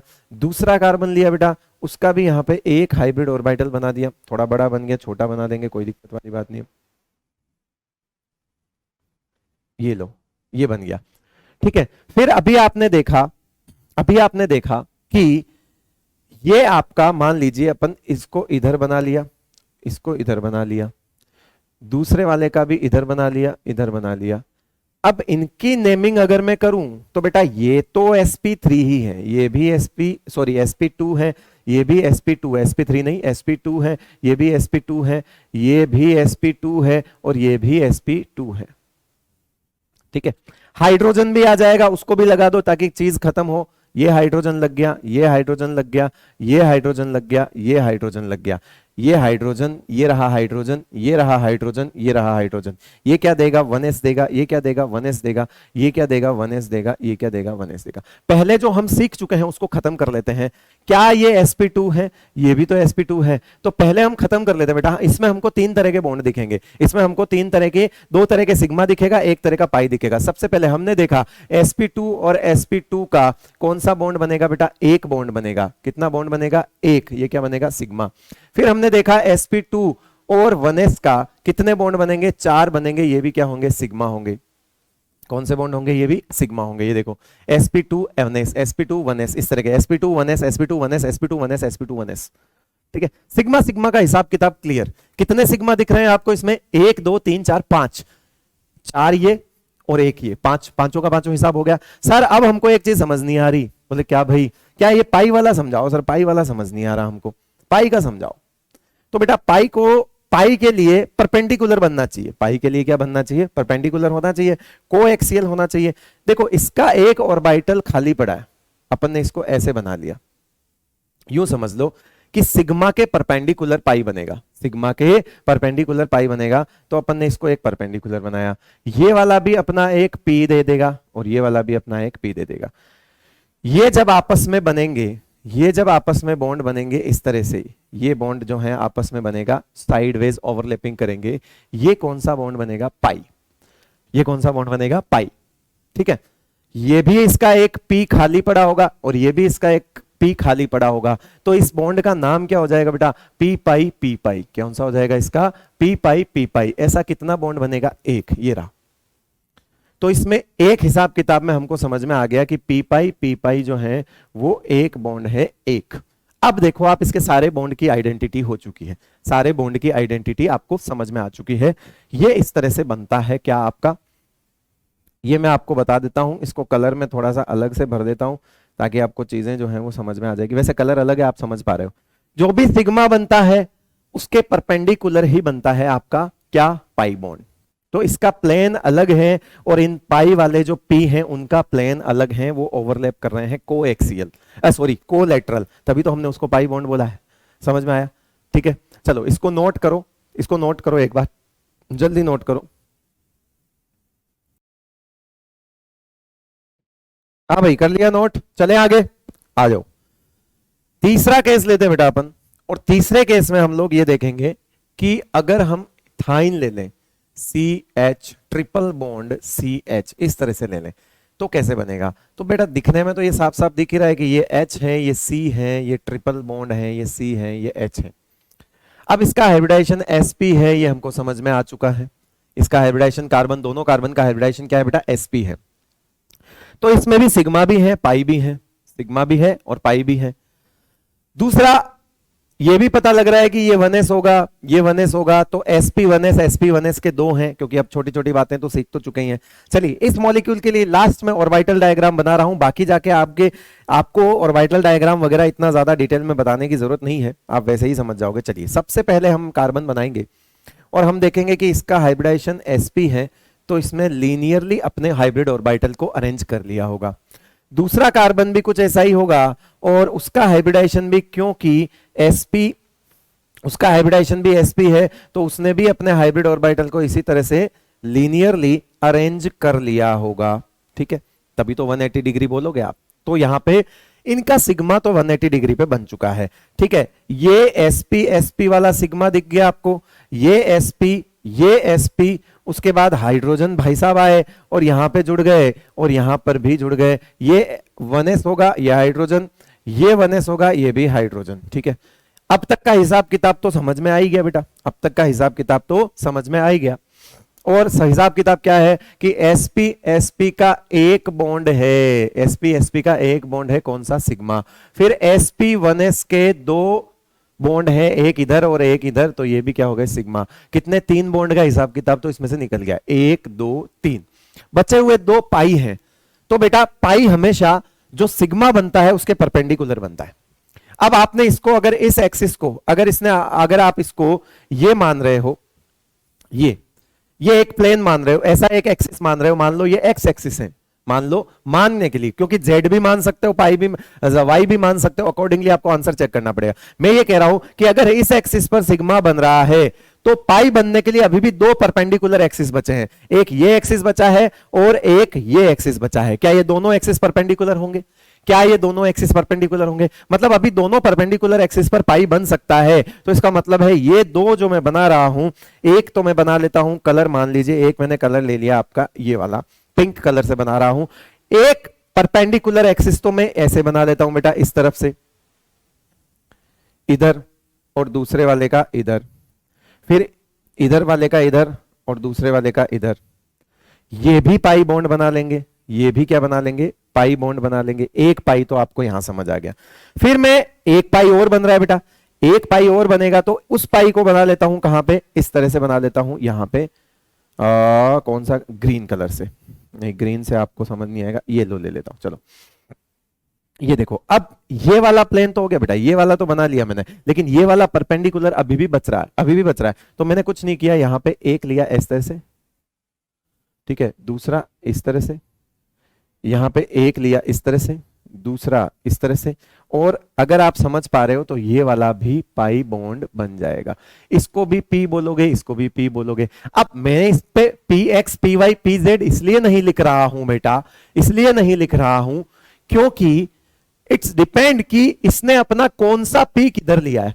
अगर इसने हाइब्रिडाइजेशन में PX लिया है, अगर इसने अपना हाइब्रिडाइजेशन में जो एक P दिख रहा है आपको कार्बन के, 3 P होंगे, 3 P होंगे जिसमें इसने एक P को हाइब्रिडाइजेशन में लिया है। अगर इसने अपना ये PX लिया है तो फिर इनमें से एक तो PZ है और एक PY है। लेकिन इसने अगर PY ले लिया तो फिर एक PX है और एक PZ है। एक अगर इसने PY ले लिया तो फिर एक PX है और PZ है। आपको करना कुछ नहीं है, आपको सिर्फ ये सोचना है कि जो भी हाइब्रिडाइजेशन में, इतना डीप सवाल कभी नहीं आएगा, जो भी हाइब्रिडाइजेशन में P गया उसके परपेंडिकुलर बचे हुए 2 P होंगे। मतलब इसका नाम भी क्या हो जाएगा बेटा, ये भी क्या हो जाएगा, P पाई, ये भी कैसा हो जाएगा, P पाई हो जाएगा, और ये भी कैसा हो जाएगा, P पाई। तो कितने P पाई बन जाएंगे बेटा, ये P पाई बनेंगे, ये कितने बनेंगे, 2 बनेंगे, और ये दोनों के दोनों क्या हो जाएंगे, पाई बॉन्ड हो जाएंगे। मोर डिटेल आप ये बोल सकते हो क्योंकि कार्बन जो है वो सेकंड पीरियड का है, तो बेटा ये 2p होगा और ये भी 2p होगा, है ना। तो आप ये बोल सकते हो, इसको ज्यादा से ज्यादा ये बोल सकते हो 2p पाई, इसको भी बोल सकते हो 2p पाई। तो कुछ नहीं है, शेल नंबर आगे लगा दिया है p पाई, क्योंकि सेकंड पीरियड का p है, 2p है, 3p होगा तो 3p पाई बोलेंगे, लेकिन यहां पे 3p पॉसिबल नहीं है। ठीक है, ये बन जाएगा आपका क्या, ऑर्बिटल इस तरह से ओवरलैप होता है। अब ये प्लेन आपको समझ में आ गया होगा, ये प्लेन आपको समझ में आ गया होगा। ये एक्सिस अगर आप x मानो तो वो y मान लेना, ये z मान लेना, कुल मिला के आपको ये बॉन्ड और ये बॉन्ड दोनों, तीनों जो हैं अलग अलग एक्सिस पर दिखेंगे। क्लियर है बेटा, चले आगे आ जाओ। सर हमको अब एक चीज समझ में आ गई, सर हमको एक चीज समझ में आ गई कि पाई हमेशा उससे बनता है जो ऑर्बिटल हाइब्रिडाइजेशन में नहीं जाता, बच जाता है। तो क्या इसको देख के आप एक जुगाड़ निकाल सकते हो, जुगाड़ सिखा रहा हूं बेटा, ध्यान से सुनना। जुगाड़ क्या कहता है कि आपको अगर पता लग जाए कि हाइब्रिडाइजेशन sp2 है, आपको पता लग जाए बेटा कि हाइब्रिडाइजेशन sp2 है, तो आप एक कार्बन के लिए ऐसे सोच लो, एक कार्बन के लिए अगर आप एक s, 2p और ये तीसरा p, कार्बन का हिसाब किताब तो यही होगा बेटा कि इसके पास एक डब्बा यहां होगा और 3 डब्बे p में होंगे। ठीक है, अब क्या हुआ कि हाइब्रिडाइजेशन sp2 का मतलब क्या है बेटा, हाइब्रिडाइजेशन sp2 का मतलब क्या है, देखना बेटा, जुगाड़ है, सुपर डुपर जुगाड़ है, डायरेक्ट आंसर निकालने का जुगाड़ है। sp2 हाइब्रिडाइजेशन का मतलब क्या हो गया कि एक s और 2p तो काम में आ गए, यूज्ड इन हाइब्रिडाइजेशन। तो हाइब्रिडाइजेशन में जो चले गए ऑर्बिटल, उनके तो दो ही काम है, या तो सिग्मा बनाएंगे या फिर लोन पेयर रख के बैठेंगे। लोन पेयर वाला केस अभी आया नहीं है, आगे सिखा दूंगा, आ जाएगा। अभी तो यहां पर कार्बन है, इसलिए जो हाइब्रिडाइजेशन में गए वो सब सिग्मा बना रहे हैं। तो बेटा बचा हुआ पी क्या बनाएगा, तो बचा हुआ पी बनाएगा क्या, पाई बॉन्ड। तो ऐसे का ऐसा दूसरा कार्बन भी तो होगा बेटा, ऐसे का ऐसा दूसरा कार्बन भी होगा, तो मतलब ये वाला जो आप देख रहे हो, ये वाला कौन सा बॉन्ड बनाएगा, ये वाला बनाएगा used in, will be used for pi bond. जो बच गया वो पी कौन सा है, ये वाला पी है, ये वाला पी है, ये जो है वो डब्बा कहां यूज होगा, पाई बॉन्ड फॉर्मेशन में होगा। तो ऐसे का ऐसा दूसरा कार्बन होगा इधर वाला, उसके साथ भी यही घटना घट रही होगी और उसका भी एक पी खाली पड़ा होगा, तो मतलब कौन सा वाला बन जाएगा, पी पाई पी पाई। कौन सा बन जाएगा, पी पाई पी पाई। इसका भी पी और उसका भी पी, तो आपको समझ में आ जाएगा। चलो अगेन यहां से अगर आपको क्लियर हो गई चीजें, तो देखो ये चीज अब आपको यहां से भी समझ आ जाएगी, यहां से भी समझ आ जाएगी। तो इसका मतलब हुआ सर एस फिर पी और पी और फिर पी। जो हाइब्रिडाइजेशन में चले गए एस पी, उनको काट दो, उनको काट दो, ये पाई नहीं बनाएंगे। फिर दूसरा कार्बन आएगा तो उसका हाइब्रिडाइजेशन भी ऐसा ही होगा बेटा। ये भी कहां चले गए हाइब्रिडाइजेशन में, ये भी चले गए, ये कहां बना दिए, सिग्मा बना दिए। तो यहां से यहां पे क्या आ जाएगा, पी पाई पी पाई। कितने बन जाएंगे बेटा, 2 बन जाएंगे, ये 1 ये 2, ये बन गया पी पाई 2। ठीक है, सीधा सीधा तरीका है पाई बॉन्ड निकालने का, सीधा सीधा तरीका है क्या कि आप हाइब्रिडाइजेशन वालों को हटा दो, हाइब्रिडाइजेशन वालों को कम कर दो। जिसका हाइब्रिडाइजेशन ही sp3 आ जाए, जिसका हाइब्रिडाइजेशन ही sp3 आ जाए, उसमें कोई p नहीं बचेगा पाई के लिए। तो फिर ऐसा क्या होगा सर, तो d बनाएगा, कोई दिक्कत नहीं है। अब अपन ऐसे एग्जांपल करते हैं जिससे हमको चीजें क्लियर हो जाएगी। अब हम ऐसे एग्जांपल करते हैं। बताओ, फोर्थ एग्जांपल मैंने उठाया, बहुत आसान आसान सा बता रहा हूं। अब अपने वो तीनों देख लिए कार्बन, अब कुछ लोन पेयर वाली बातें करते हैं, कुछ लोन पेयर वाली बातें करते हैं। आपको कुछ नहीं करना, आपको कुछ नहीं करना, जो कुछ अब तक सीखा है वही काम में आएगा, जो कुछ अब तक सीखा है वही काम में आएगा। क्या आपने अब तक ये सीख लिया कि ये Ab2L1 होता है? मुझे जरा बताओ, क्या अभी तक आपने ये सीख लिया कि ये Ab2L1 होता है? इसका मतलब है इसका हाइब्रिडाइजेशन जो है वो sp2 होता है। इसका मतलब सल्फर का हाइब्रिडाइजेशन जो है वो sp2 होता है। ठीक है, दूसरा, इसमें कोई माइनस नहीं है, इसमें कोई भी माइनस नहीं है, मतलब दोनों के दोनों ऑक्सीजन जो है वो डबल बॉन्डेड है। तो इसका मतलब है एक ऐसा लिख दूं और एक ऐसा लिख दूं। अब बताओ, यहां पर एक लोन पेयर बच गया, बच जाएगा बेटा एक लोन पेयर। ये SO2 की स्ट्रक्चर होती है, समझ में आई बात, SO2 की स्ट्रक्चर होती है। हमको पता लगा कि इसका हाइब्रिडाइजेशन क्या है, sp2 है, मतलब हम सल्फर का हिसाब लिखेंगे, S फिर P, ये P देखो कैसे लिखना है, एक S का डब्बा, 3 P के डब्बे। सल्फर थर्ड पीरियड का है तो इसके पास 3D भी होंगे, सल्फर थर्ड पीरियड का है, ये 3S 3P 3P है। आप इसको चाहो तो ऐसे लिख सकते हो, 3S फिर 3P फिर 3P फिर 3P फिर 3D। ठीक है, 3D कितनी बार लिख दूं, 5 बार, क्योंकि D के डब्बे कितने होते हैं, 5 होते हैं, तो 5 बार लिख दिया। हाइब्रिडाइजेशन क्या, sp2। हमको सिग्मा विग्मा की आइडेंटिफिकेशन अब नहीं करनी, मैं बता दूंगा अपने आप। ठीक है, हो गया, 3S sp2 लिख दिया। तो ये कहां चले गए, ये कहां चले गए, सिग्मा फॉर्मेशन में या फिर लोन पे रखने के लिए। कितने मिले, एक S और 2 P, कितने मिले, 3 मिले। कितने बनेंगे, 3 बनेंगे। तीनों का काम देख लो, 2 ने बनाया सिग्मा और एक रख के बैठा है लोन पेयर, इसलिए हम बोलते हैं lone pair plus sigma is equals to hybridisation. ठीक है, तीनों का हिसाब किताब समझ में आ गया। ये यूज्ड हो गए बेटा, यूज्ड इन हाइब्रिडाइजेशन, ठीक है, अब अकॉर्डिंगली आप सोच लो कि इसमें एक सिग्मा है, मतलब इन तीन में से ये तीन मिलेंगे, तीन बनेंगे, तीनों का नाम sp2 होगा। एक sp2 ने इस पे सिग्मा बनाया, एक sp2 सिग्मा बनाया और एक sp2 में लोन पेयर पड़ा है। तीनों sp2 का हिसाब किताब दिख रहा है। अब बचे हुआ इसके पास एक p है। ऑक्सीजन तो सेकंड पीरियड का है ना बेटा, ऑक्सीजन तो सेकंड पीरियड का है, तो उसके बाद एक ऑक्सीजन यहां जाएगा, दूसरा ऑक्सीजन, कितने पाई बनाने हैं, 2 पाई बनाने हैं, तो एक ऑक्सीजन यहां से गया और दूसरा ऑक्सीजन यहां जाएगा, क्योंकि पी एक ही है। तो ऑक्सीजन गया कि देख भैया मैं पाई भी बना सकता हूं, मैं डाइवेलेंट हूं। क्या बोला, मैं पाई भी बना सकता हूं, मैं डाइवेलेंट हूं, तो बता मेरे लिए क्या व्यवस्था है। तो इसने बोला कि यार देख 2 पी तो मैं दे चुका हूं हाइब्रिडाइजेशन में, मेरे पास एक पी पड़ा है, एक पी पड़ा है, तो तू काम में ले ले, पाई बन जाएगा। फिर इसने बोला कि मेरे को एक ऑक्सीजन और आया, बोला मेरे को भी चाहिए, मेरे को भी एक पाई बनाना है, मैं भी डाइवेलेंट हूं। तो इसने बोला देख मेरे पास तो अब तो पी तो खत्म हो गए, पहले वाला ऑक्सीजन ले गया, अब मेरे पास एक डी है, तू डी ले ले। तो बताओ इस वाले को क्या बोलोगे, इस वाले को क्या बोलोगे। ये बनेगा बेटा कौन सा, ये बनेगा, एक बनेगा 2p, इसको क्या बोलेंगे 2p पाई 3p पाई। एक क्या बनेगा 2p पाई 3p पाई, और ये वाला ये बन गया, देखो ये वाला, और इसमें ये वाला कौन सा बनेगा, ये वाला बनेगा 2p पाई 3d पाई। मतलब ये बन गया p पाई d पाई और ये बन गया p पाई p पाई। मतलब ये p और p वाला पाई, याद करो p और p में पाई सिखाया है आपको, सिखाया है क्या, p और d में भी पाई सिखाया था p और d की ओवरलैपिंग में भी पाई सिखाया था। ये वैसे टाइप की ओवरलैपिंग हुई होगी, p और d की ओवरलैपिंग हुई होगी और पाई बॉन्ड बना होगा। ये बनता है p पाई d पाई। क्या बनता है इससे, p पाई d पाई। तो इसके अंदर आपसे अगर पाई का हिसाब किताब पूछा जाए तो बेटा सीधा सीधा हिसाब किताब आ जाएगा। एक पाई, इसमें से कोई सा भी सोच सकते हो, ऐसा नहीं कि इधर वाला उधर वाला। एक पाई तो p पाई है और एक पाई p पाई d पाई है। अकॉर्डिंगली आप आगे शेल नंबर लगा सकते हो। ऑक्सीजन सेकंड पीरियड का है तो अपने 2p ही प्रोवाइड कराएगा, तो इसका मतलब है ऊपर में एक में 3p है और एक को 3d मिला, एक को 3p का डब्बा मिला और एक को 3d का डब्बा मिला, तो ये यूटिलाइज हो गए कहां पे, पाई बॉन्ड फॉर्मेशन के लिए।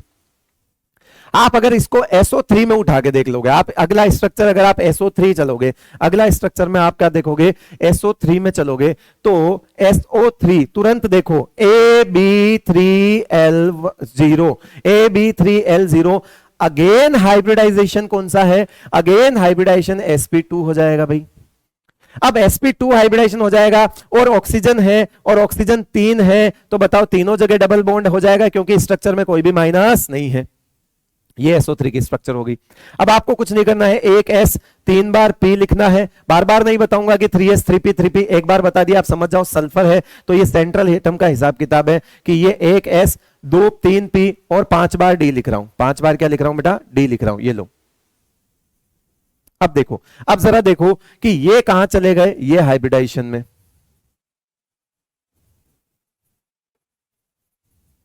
ठीक है, 3 मिलेंगे 3 बनेंगे, तीनों सिग्मा दिख रहे हैं, एक सिग्मा 2 सिग्मा 3 सिग्मा। इसमें फर्क इतना ही है, यहां 2 सिग्मा एक लोन पेयर था तब भी sp2 था, यहां 3 सिग्मा है तब भी sp2 है, मतलब काम बदल गया है तो हाइब्रिड ऑर्बिटल। वहां पर एक हाइब्रिड ऑर्बिटल लोन पेयर लेके बैठा था, यहां पर वो हाइब्रिड ऑर्बिटल अब सिग्मा बना रहा है, बहुत फर्क इतना कुछ है, ठीक है। हाँ अब बताओ, ये जो है आपका ये एक p है, स्ट्रक्चर में कितने पाई है बस उतना देख लो। तो मतलब एक ऑक्सीजन यहां आएगा, एक ऑक्सीजन यहां आएगा, एक ऑक्सीजन यहां आएगा, ये अपना 2p देगा, ये भी 2p देगा, ये भी अपना 2p देगा, ये लो ये लो ये लो। मतलब आप क्या लिखोगे, आप क्या लिखोगे, p पाई तो कितना हो गया बेटा, एक, p पाई कितना हो गया, एक, और p पाई d पाई कितना हो गया बेटा, p पाई d पाई हो गया आपको कितना, 2। मतलब टोटल कितने पाई हो गए हैं, 3 पाई हो गए हैं, 1 पाई 2 पाई 3 पाई। तीनों का हिसाब किताब पूछे तो बता सकते हो। ये मत सोचना कि कौन सा है, ऐसा कुछ नहीं। और ये भी मत सोचना कि सर डी पाई को पी पाई को पहले कौन सा लिखे, उससे भी फर्क नहीं पड़ता। डी पाई पी पाई बोल दो या पी पाई डी पाई बोल दो, फर्क नहीं पड़ता, एक ही बात है। चलो अब आपको चीजें समझ में आ रही होगी। अब अपन नेक्स्ट पे बढ़ते हैं और नेक्स्ट पे हम यहां पर देख लेते हैं, कुछ होमवर्क भी दे दूंगा मैं आज आपको। पहले 1-2 मॉलिक्यूल और देख लेते हैं। 6 नंबर पे हम देखते हैं XeO3। 6 नंबर पे हम क्या देखते हैं, XeO3। कोई माइनस नहीं है, Ab3L1 टाइप का मॉलिक्यूल है, ये सब चीजें आनी चाहिए बेटा। अब आप इसलिए फ्रिक्वेंटली इतना जल्दी कर पा रहे हो। हाइब्रिडाइजेशन अगेन sp3 होगा, ये जीनोन है, ये लोन पेयर होगा, ये डबल बॉन्ड O, ये डबल बॉन्ड O, ये डबल बॉन्ड O। अगर हाइब्रिडाइजेशन, ये जीनोन का हिसाब किताब लिखो, S, ये P, ये P, इसके पास D होगा क्योंकि 5th पीरियड की है तो D तो होगा ही बेटा। ठीक है, अब अगेन देखो हाइब्रिडाइजेशन क्या हो गया बेटा, sp3 हो गया। हाइब्रिडाइजेशन क्या हो गया, sp3 हो गया, मतलब कोई भी P तो नहीं बचेगा। Used in hybridisation.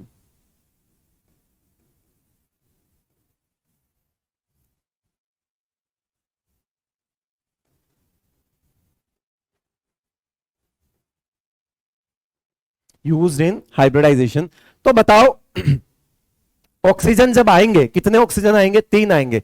तो अब sp3 हाइब्रिडाइजेशन जब भी निकल जाए तो P तो बचेगा नहीं। जब कभी भी हाइब्रिडाइजेशन sp3 आ जाए और फिर स्ट्रक्चर में अगर पाई बॉन्ड बच रहा हो तो बेटा आंख बंद करके पी पाई तो काट ही देना, क्योंकि sp3 बोल चुके हो, तीनों के तीनों P जा चुके हैं, मतलब अब जितने पाई हैं वो सारे डी पाई पी पाई बनेंगे। यानी कि ये 2p, ये 2p, ये 2p, ये ऑक्सीजन एक, ये दूसरा ऑक्सीजन, ये तीसरा। बताओ ये तीनों के तीनों कौन से बनेंगे बेटा, पी पाई डी पाई। कौन से बनेंगे, पी पाई डी पाई। कितने बन जाएंगे, 3। इस तरह से देखते हैं। तो जो हाइब्रिडाइजेशन में चले गए उनका पाई में कोई लेना देना नहीं। बस हम अब इतनी देर से यही तो सीख रहे हैं बेटा, इतनी देर से हम यही तो सीख रहे हैं। तो अब आप क्या करोगे, अब आप होमवर्क करोगे और वो होमवर्क में आपको इसी तरह से आइडेंटिटी निकालनी है। होमवर्क दे रहा हूं मैं, होमवर्क में हम ये डिस्कस करने वाले हैं। होमवर्क में चलो मैं अलग स्लाइड दे देता हूं ताकि कल उस स्लाइड को वापस ले आऊं। होमवर्क, पाई बॉन्ड आइडेंटिटी निकालनी है। पाई बॉन्ड आइडेंटिटी निकालनी है बेटा आपको। इसमें जैसे सबसे पहले XeO4 देख लो, ठीक है, XeO4 देख लो। दूसरा आप देख लीजिए, इसमें देख लीजिए दूसरा आप SO4 2- देख लो। उसके बाद तीसरा में आप देख लीजिए PO4 3- देख लीजिए। उसके बाद आप देख लीजिए HClO4 देख लो, एक पाई होगा इसमें। HClO4 में HClO4 में देख लेना एक तो, या फिर आप इसको ClO4- लिख दो। ठीक है, ये होमवर्क है आपका। इनमें पाई बॉन्ड की आइडेंटिटी निकालनी है आपको कि कौन सा पाई कौन सा वाला है। अच्छा एक और देख लो, चलो 5वां देख लीजिए, NO3-। इसकी स्ट्रक्चर बनाते हुए गलती मत करना, इसकी स्ट्रक्चर बनाते हुए गलती मत करना, पहले ही बोल रहा हूं। होमवर्क करोगे 5वें में दिक्कत आ सकती है, आप नाइट्रोजन की 5 वैलेंसी मत बनाना। NO3- मैंने पूरा डिटेल में लिया हुआ है एक सवाल में, है ना, किसी लेक्चर में लिया था, मुझे याद नहीं कौन सा नंबर का लेक्चर था, बट मैंने पढ़ाया है। तो नाइट्रेट आयन की स्ट्रक्चर बनाते हुए खास तौर से ध्यान रख लें, गलती ना करें, नाइट्रेट आयन की स्ट्रक्चर बनाते हुए गलती ना करें। उसके बाद आप 6 नंबर पे ले सकते हो, कार्बोनेट आयन ले लो, CO3 2- ले सकते हो, ठीक है, CO3 2- ले सकते हो। ये सारी चीजें आपको इसमें पाई बॉन्ड की आइडेंटिटी निकालनी है, पाई बॉन्ड की आइडेंटिटी निकालनी है, बस इतना ध्यान रखना। जुगाड़ ये कहता है कि अगर हाइब्रिडाइजेशन sp3 आ जाए और फिर उस स्ट्रक्चर में जितने पाई दिख रहे हो, 1 दिख रहे हो, 2 दिख रहे हो, 3 दिख रहे हो, सारे p पाई d पाई होंगे। सारे क्या होंगे, p पाई d पाई होंगे, क्योंकि sp3 बोल दिया तो फिर कुछ नहीं बचा। तो जुगाड़ यह कहता है, जुगाड़ ध्यान में रखें, जुगाड़ ये कहता है कि अगर हाइब्रिडाइजेशन sp है, अगर हाइब्रिडाइजेशन sp2 है और अगर हाइब्रिडाइजेशन sp3 है, all are p pi d pi, all are p pi d pi bonds, मतलब all pi are p pi d pi होंगे, क्योंकि p 3 काम आ गए। इसमें एक जो है 1 जो है वो p पाई हो सकता है, इट डिपेंड्स कि उसमें कितने हैं। Rest all are p pi d pi, ठीक है। एक p पाई होगा क्योंकि एक p बच रहा है, ठीक है, तो एक p पाई होगा। sp है तो यहां पे सीधा सीधा बोल सकते हो कि 2 तो p पाई हो सकते हैं। रेस्ट p पाई d पाई। अब रेस्ट ऑल का मतलब है कि किसी में अगर मान लो 2 ही है तो फिर 2 ही नाम लिखना पड़ेगा। तो ऐसा नहीं है कि आप देखना पड़ेगा, ऑप्शन में देखना पड़ेगा कितने पाई हैं, स्ट्रक्चर में पता करना पड़ेगा, कितने पाई हैं स्ट्रक्चर में पता करना पड़ेगा। एक जुगाड़ और, एक जुगाड़ और, वो सुन लो, अगर सेंट्रल और सराउंडिंग दोनों ही सेकंड पीरियड के हैं, वो भी सुन लो बेटा, चलो आपके लिए मैं और काम आसान कर देता हूं, मतलब जुगाड़ की कमी नहीं है अपने पास, चिंता मत करो। अगर सेंट्रल और सराउंडिंग दोनों ही सेकंड पीरियड के हैं तो डी कौन लाएगा? अगर सेंट्रल और सराउंडिंग दोनों ही सेकंड के हैं, सेकंड पीरियड के हैं, तो किसी के पास डी नहीं है, किसी के पास डी नहीं है, इसका मतलब इन स्ट्रक्चर में जो भी पाई देखोगे, इन स्ट्रक्चर में जो भी पाई देखोगे वो पी पाई होगा। इन स्ट्रक्चर में जो भी पाई देखोगे वो पी पाई ही होगा, अगर पाई है तो।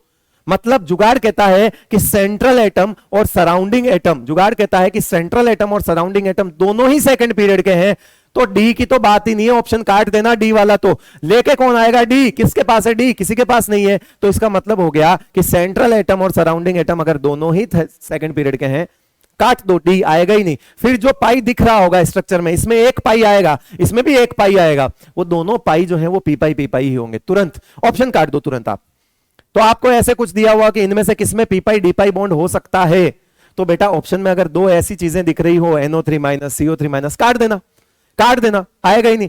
NO2- देख लेना, है ना, एक और ले लो, सातवां एक और ले लो, NO2-, काट देना इसको भी।